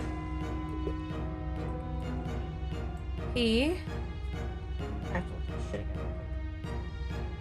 is going to... Yeah, he's gonna try to huck a javelin at... I think we'll go this way to do that. Yeah, huck a javelin at Jay. No, he's not. It goes past the barrier, but then into the ground behind him. And he goes, "Jacked." Then is gonna back up a little bit because he took a nasty hit with a beam. Xander, it is your turn. Hypothetically, would I be able to, if I go prone behind our barricade, take full cover behind it? Yeah, if you were prone. Sick. I'm gonna use half my movement to stand. I'm gonna move up to the barricade next to Jay. I'm gonna fire off an Eldritch Blast at the guy on the left. This one? At the guy on the left. That is a 22 to hit. Absolutely hits. And once again, a lance from the ground below him just comes up and like slams into his chest. That will deal 15 points of force damage. Whew, this guy is dead. 2 magic stones left, so I will go ahead and just in case Xander once again is going to kind of slam his forearms together, energy cascading from his chest into his arms as they harden and thicken with stone, casting Blade Ward as a bonus action, using my Earth Duresi trait, and I'm going to go prone, taking full cover. Alright. Vivian, it is your turn. Okay, so the one that was in a Moonbeam is dead. It is a full action to use Moonbeam or to move it, so we're gonna leave it there for now. Elwood hit Rogvir with a guiding bolt, and then no one's hit him since, right? No, Correct. No, I tried to hit him. Lifestyle You tried did? to hit him but missed. Got it. Ah, Okay. shit. How bad does the one on the right look that's in the thorns? Pretty bad. Pretty bad? Pretty bad. We will throw a dog at him as a bonus action. Throw it down. I assume because I have half cover, he also has half cover. That is a 17 to hit. That still hits. Go ahead and... Okay, Well, that just hits with the cover, but yeah, still hits. nice. So that is another 12 points of radiant damage. Yeah, that is enough to kill that one. All right, dog takes him down. Gonna look over. There's a mage here. Yep. Another guiding bolt. Hell yeah. Oh no, that's probably gonna miss. That is an 11. That just hits. Not with a half cover though, I assume. Oh, that is true. So yeah, blast into the cover, unfortunately. You know, I just thought about that. My bad. It's all good. So that is that. And she will... 1, 2, 3, 4. She is also gonna take a page out of Xander's. The mages are just like, get on the ground! No, she's not. There's still 2 mages. That's a bad idea. She's just gonna go prone where she is. Doesn't want to clump up too much. And that'll be her turn. Alrighty, that one's dead. Jay, it is your turn. All right. You guys are kind of fucking him up right now. Is there like a random ranged weapon somewhere for me to use so I don't have to go through the spike growth? There's 2 magic stones you can use. All right, then I'm gonna throw one at this mage right here. +6 to hit. +6 to hit, just flat. Yep. This mage is dead. And what's the damage on a 1d6 +4. Bludgeoning. d6 +4? Okay, I don't. Yeah, I don't have any. it uses my spellcasting attack. Gotcha. Holy shit. That's a 25 to hit for 10 points of whatever stone damage is. Magical bludgeoning. Magical bludgeoning Yeah. to this guy That's why right I was here. trying to give them to the peasants, because it doesn't matter if, you know, their stats are shit. They can just kind of throw them and be decently effective. Yeah, it fucking lands on that mage and they recoil back and it fucking hurts, but they're still standing. Got it. Mark that. There we go. Yeah, so looking around for like a crossbow or like a bow or a sling or just anything that doesn't use up any more of Jay's magical reservoir, he sees a glowing rock and goes, "That'll do," and he picks it up and chucks that shit. Yeah, and then it glows as it makes impact with the mage and you're like, oh damn. Yeah. Which, Anodyne's kind of like lying down next to the pot. This little spectral fox kind of laughs as Jay hits with the magic stone. Alright, anything else for your turn, Jay? Nope, that's it. I'm not going into that fucking spike growth. You're crazy. Johnny, it is your turn. Bonus action. Gonna make 3 magic stones. Yeah! Have the forwardmost dude make me an intelligence saving throw. Bro, I'm just saying, if we get our hands on some summons, we're gonna be a firing squad. The mage? Yes. Okay. Intelligence save?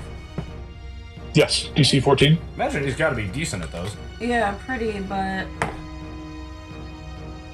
that will succeed. I rolled a natural 14. Okay. End of turn. That just means he has a spell book on him. Alright, that is true. Yes, this mage in particular does have a spell book at their hip. Alright. Lysel, it is your turn. And not to put a finer point on it, but if he was a warlock, he would also have proficiency in intelligence saves. So are both of the guys in Spike Growth dead, or is there anybody within 20 feet of us? There is Of nobody the within 20 barricade? feet of you.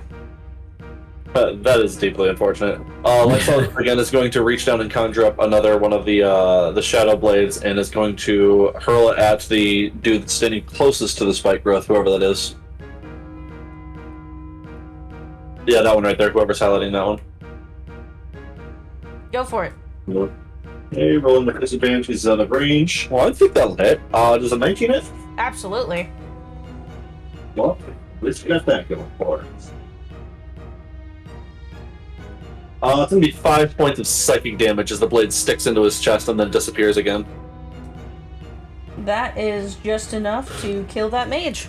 Hell yeah. Yeah. The mage, looks around wildly and is trying to get a scope of the situation, and then sees this blade pierce them right in the chest, and they look down to try to see the weapon that's killing them, only for it to have disappeared. And, they are deceased. And then we're gonna duck back behind the cover of the boxes as to not get shot at. And getting shot at. And getting shot at. I was actually thinking more to the left. You know how there's that box stacked into the other one? Got Yeah. Got you. Oh my God. Did you also want to go prone? Yeah, sure, why not? Fuck it. Give myself full cover. Guys, we're so fucking smart. Look at us. Holy shit. They I'm don't just appear to saying, be going through your trap.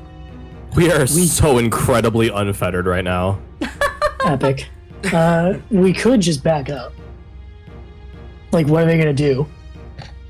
Just keep us here. It's not like we have a way out. We have people coming. Hopefully. We have people coming. Have some goddamn faith. Faith in the plan. Faith in Tahiti. I have a plan. Yeah, sorry, my wisdom score is only 12. I'm not big on the faith department. I'm pretty faithful. I'd be a lot more faithful if these guys were within whacking range. You'd be old faithful if you were a geyser. Or old. Oh. I'm actually quite young. I was pretty much born a couple months ago. Oh my god. Hey, this is an 18 plus server only. Surely you don't mean 18 plus months, right? Oh damn! Damn it! I didn't write that in the code. Fucking 1.5-year-olds, always reading between the lines. Okay. Yes, 1.5-year-olds, famously known for reading. So it is this swordsman. He takes a shot at Jay with his short bow and rolls a natural 2. And as he's doing this, just firing kind of blankly, just goes, "What do we do, boss?" You can't aim with shit! And I gotta get me one of those. Rockthair just kind of waves his hand and says, they'll come out eventually. You don't know that. And he just says, "Thin out. We'll gather our sources. They'll come out." And this guy nods and shoop. And this guy, listening, but still gonna take a pot shot at Jay just because it's fun. How far away is that guy taking a shot? How far away is he? Yeah. 50 feet. That's a few too many feet. Too many feet. That's a natural 1. Also says, shit.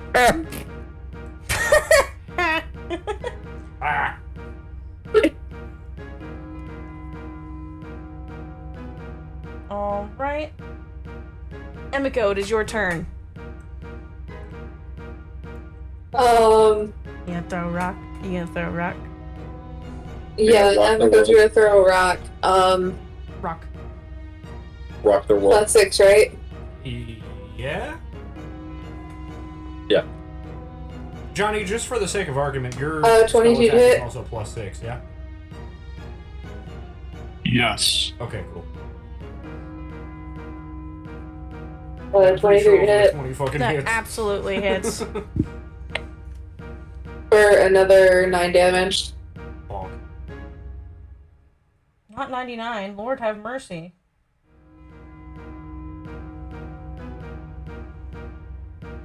Emiko casts God Slap, 99 damage. Direct, cannot be reduced. Anything else for your turn, Emiko? No, that'll be it. Yeah, it is now Rockthere's turn, and he starts to kind of edge away from the, I guess, choke point we've made. And he's just starts saying, he's like holding his bleeding arm from the rock Emiko just on, and he goes, they'll come out. Are you sure about that? Wow, I didn't know you guys were such cowards. Emiko's gonna yell. Xander, it is your turn. It's the best news I've heard all day. Allow me just a moment, my companions, as I look up the range of a spell. Hit. 45 feet. Oh, look.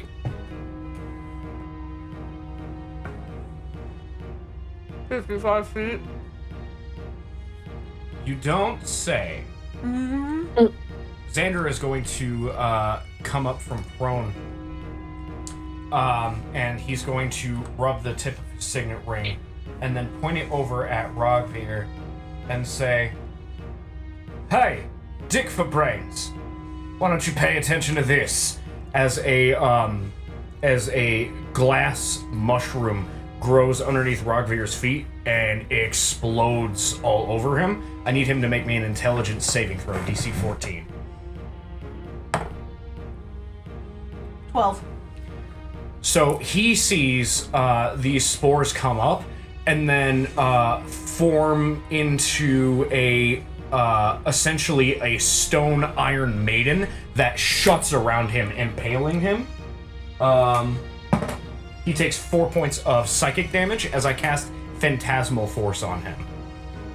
He believes this Iron Maiden to be completely real, and you know the rest. Savil's favorite spell. Not really, but... And then Xander is going to look to his companions and whisper, "The spike grows down. You can go in. Whenever you want." Worth noting, obviously, our adversaries couldn't see the spike growth in the first place, so they don't know that. I mean, if y'all want to grab some berries before you go, I did make some snacks.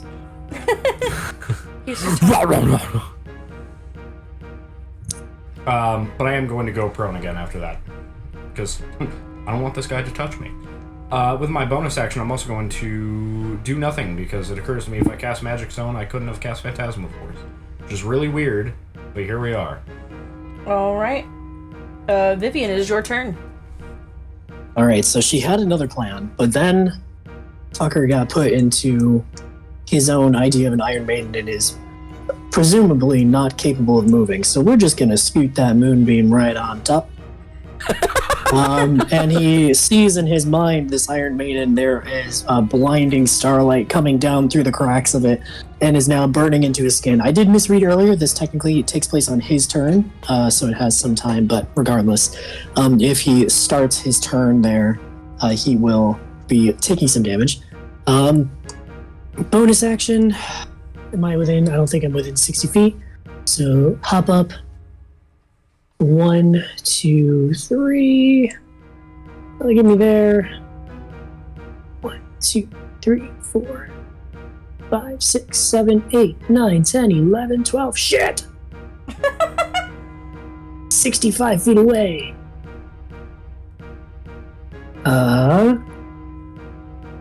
Don't mind me. Magic is happening. I will chill here. She is going to look out and she's going to say, "It's over, Rogveer. You've already taken out more than half of you. Just run away now. Leave these people alone. You can always claim another prize for a lackey such as yourself." All right. Anything else for your turn, Vivian? No, because I cannot hold a bonus action, so that'll be it. I don't think I can get to these people over on the side, can I? Or would they have like 3/4 cover if I did? Yeah, I'm trying to see the line here. I think there's a big old rock in my way, so I don't think so. Yeah, it's cave wall. Okay. So yeah, no, that's it. Jay, it is your turn. All right, so he heavy TF2 eats the good berries.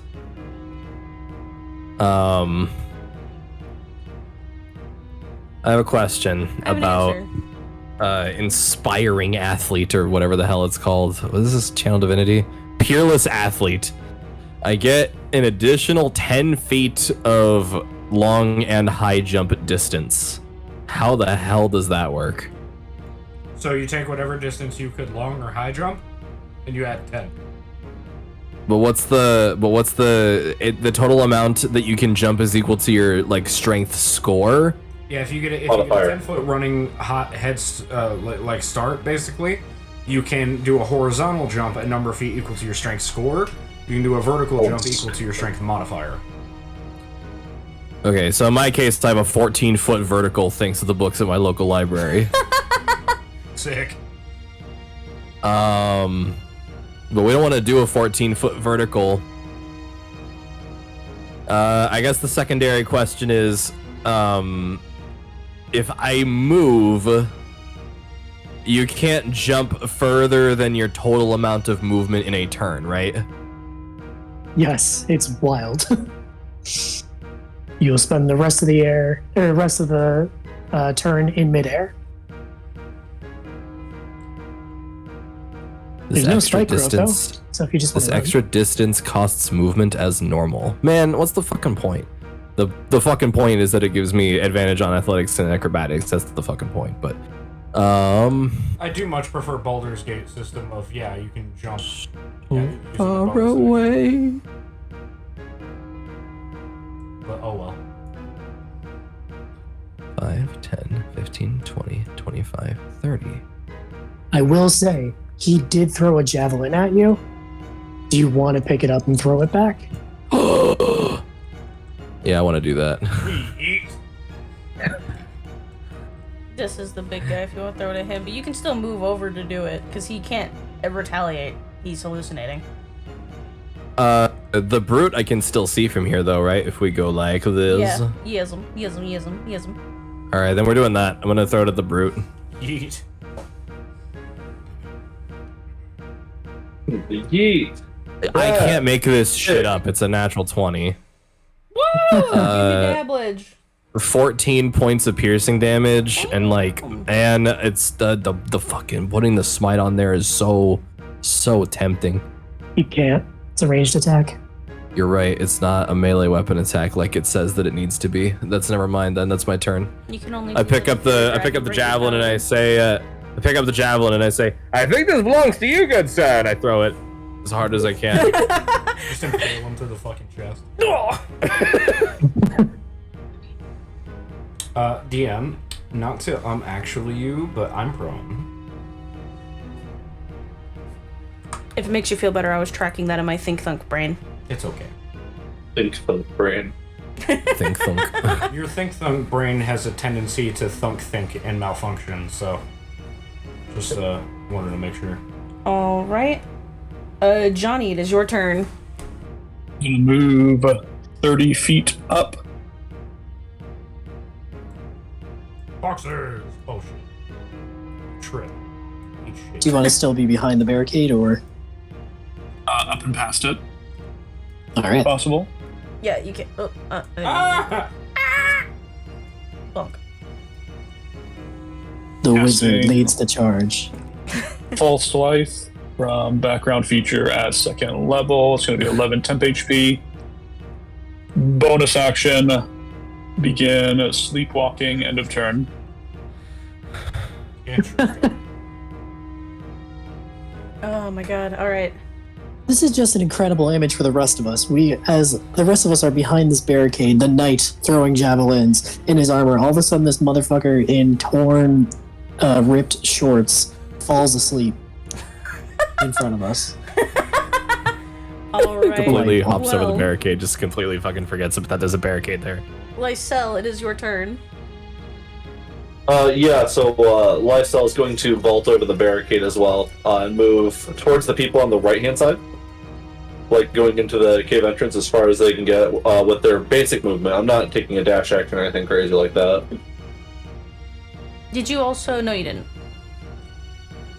Did you go prone on your last turn, Dakota? I did go prone, Okay. so I can only move to 15 feet. Yeah. Okay, for the sake of my sanity, I'm putting you right here, even though that's technically 20. Do I have line of sight on either of those two dudes on the right? Absolutely. Alright, we're going to go ahead and put our hands together for the third Shadow Blade and huck it at the one on the left. That's a natural 19, so that's definitely going to hit. That is absolutely gonna hit. Go ahead and give me damage. Wait, hold up. That's out of range. I need to roll a second time for disadvantage. Unless they're in dim light or darkness. Are they in dim light or darkness? Over here, yeah, they're in a dim light. Oh, They're thank in God, dim light. because I rolled a 4 for the disadvantage. Yeah, over here is a lot darker because this is the only light. And it's all the way the fuck over I here. got you, Dakota. I got you. That guy on the left is going to take 8 points of psychic damage. Again, cuts through a substantial chunk of his shoulder before whipping into the wall and disappearing again. You're rolling 2d8 plus your dexterity mod, yeah? The spell says just 2d8. I did not see dexterity mod on there. That's the weapon's damage. It summons a weapon, so you make it like it was a weapon attack. Oh, so that's plus an additional 4 damage. I was like, damn. Cool, damage is noted. So, is there anything else for your turn, Lysel? No, that was my movement action and bonus action. At the end of Lysel's turn, all of you hear this thudding sound start to echo throughout the cavern. We hear the sound of coconuts tapping together as King Arthur and his Knights of the Round Table walk in with their trusty servant Patsy. And on this side of the room, the exit to this room being right here, you see shadows start to coalesce in the torchlight. And you hear the calls of voices going, I think they're this way. I hear the sounds of combat. And the other members, like these three right here, all go, shit, and start fucking running this way. Cause this would be, hold on, let me make sure I'm right. Yeah, this would be where they go to that little mini supply cache as if trying to hide, but Rockthir is like all fucked up, so like he's chilling. He's not chilling at all, actually. He technically thinks he can't even move. Yeah, he doesn't understand anything what's happening. And oh my god, are those fucking lines in midair? Oh my god. Bruh. Okay, sorry. And all of you see a group of armored individuals charge into this room. And from this side of the room, making sure I'm right again, a bunch of other Skinari like feed into it, but this group of knights has like 12 people in it. Oh shit. They are slaughtered. You mean the Skinari, right? Oh yeah, the Skinari Okay. are slaughtered. Yeah, the Just wanted to Skinari. make sure. Nah, it No. turns out Rockthir the Wise, his happy place is an Iron Maiden with the nebula shining in his eyes, so he murders everybody. Yeah, this group of knights come in. Some of them are still on their fucking horses.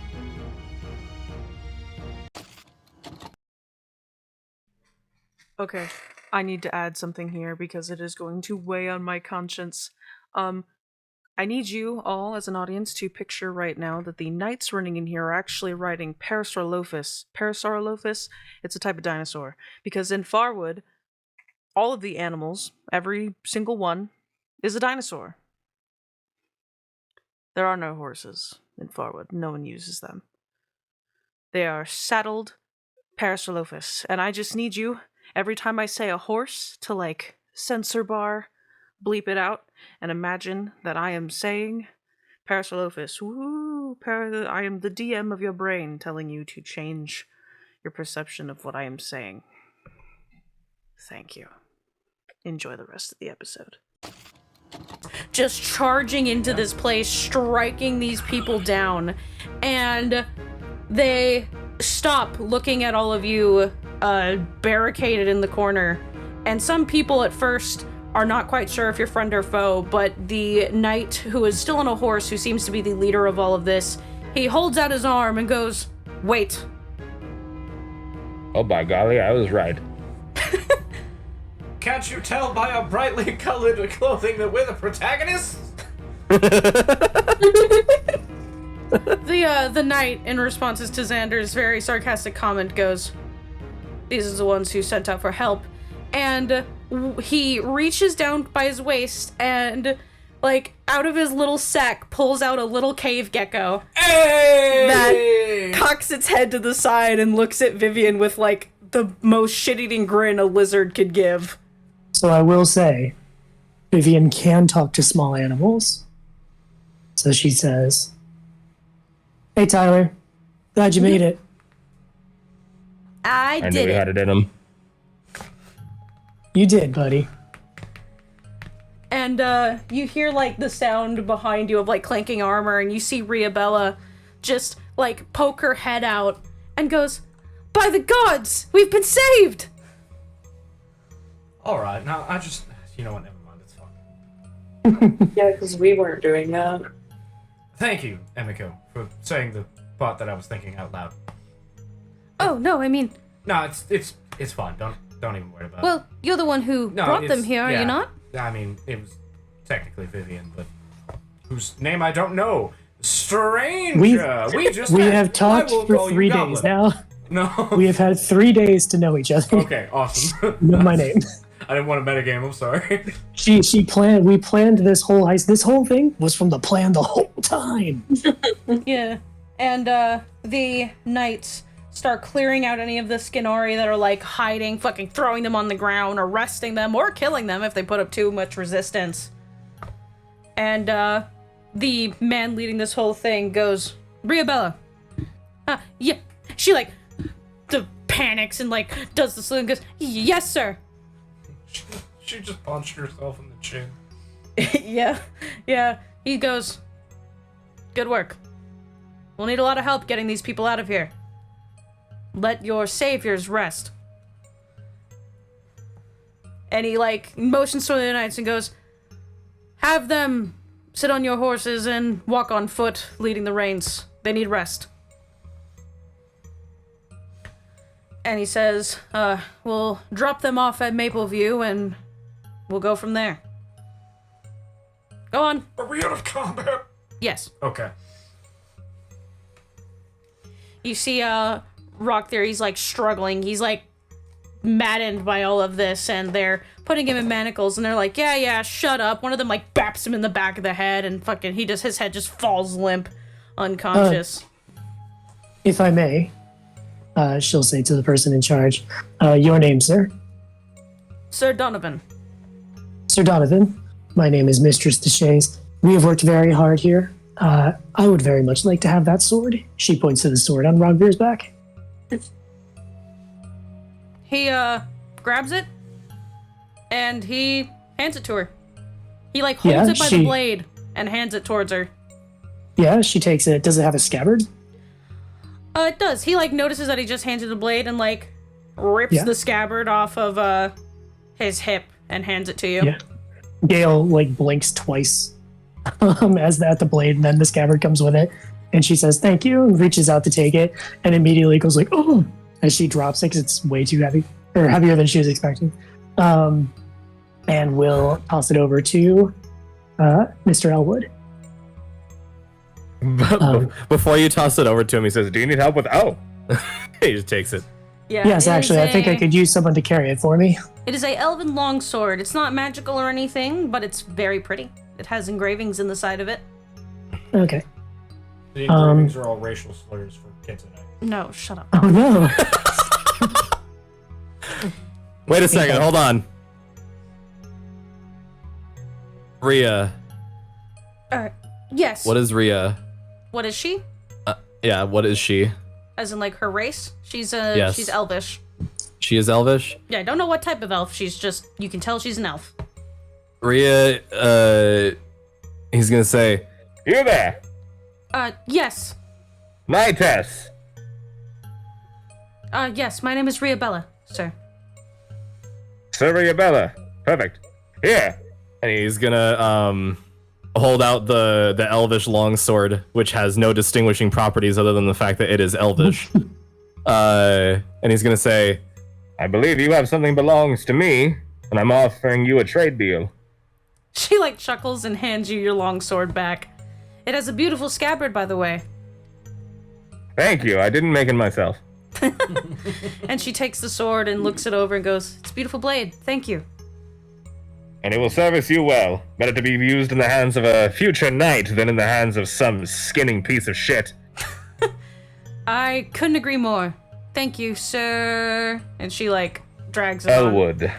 J. Elwood. and he holds out his hand. Sir J. Elwood, and she, like, does a half bow courteously towards you. You've all done us a great service. None of that. None of those formalities. We are equals. We stand on equal footing. We fight together in this glorious battle, and we win the day, do we not? I suppose so. Say, if any of you ever make it into the city, I hope we meet again. Maybe after I've been officially knighted. Well, absolutely. And if you don't mind me asking, I'm kind of new here. What city would that be? Skymount.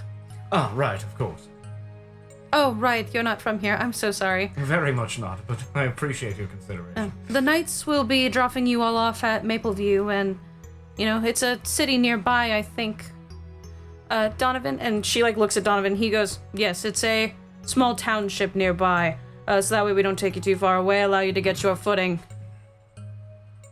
And, you can go from there.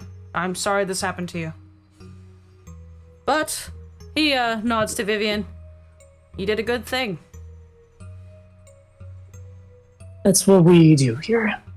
Are we dismissed? She says as she's already walking away. Yeah, and basically, because I do want to get to this just before session ends, you are let out. And when you exit the cave, you are in the woods. By the way, I'm an asshole and a liar and a thief. They did not ride horses when they came in here. They were riding parasaurs. They were riding dinosaurs. We're in Farwood. Farwood is the dinosaur place. Horses don't fucking exist in this motherfucker. They were riding parasaurs, which is almost more terrifying. They came in here on giant lizard duck horses. Obviously, in the heat of combat, we mistook what was obviously parasaurs for horses. Yeah, I'm gonna go in when I edit this in 2 years and just put parasaurs. Stock my voice over it. Anyway, but they help you onto some parasaurs and lead you out of here. And through everything, they basically gathered up a lot of their supplies and handed it out and just distributed it amongst the other people, as the knights have the right to do whenever something like this happens. You guys, as a group, get 3 units of shifting tea grass, another 4 silver pieces, and 10 copper pieces. Is this per person, by the way? No, this is for the whole group. Okay. You also get 2 party camp kits, which comes with 3 one-person tents, 3 bed rolls, a hammer and pitons, and 4 days worth of rations. I will take a screenshot of that because that is not a D&D-based item. There's also an extra set of leather armor, just regular leather armor. And 1 more acid vial.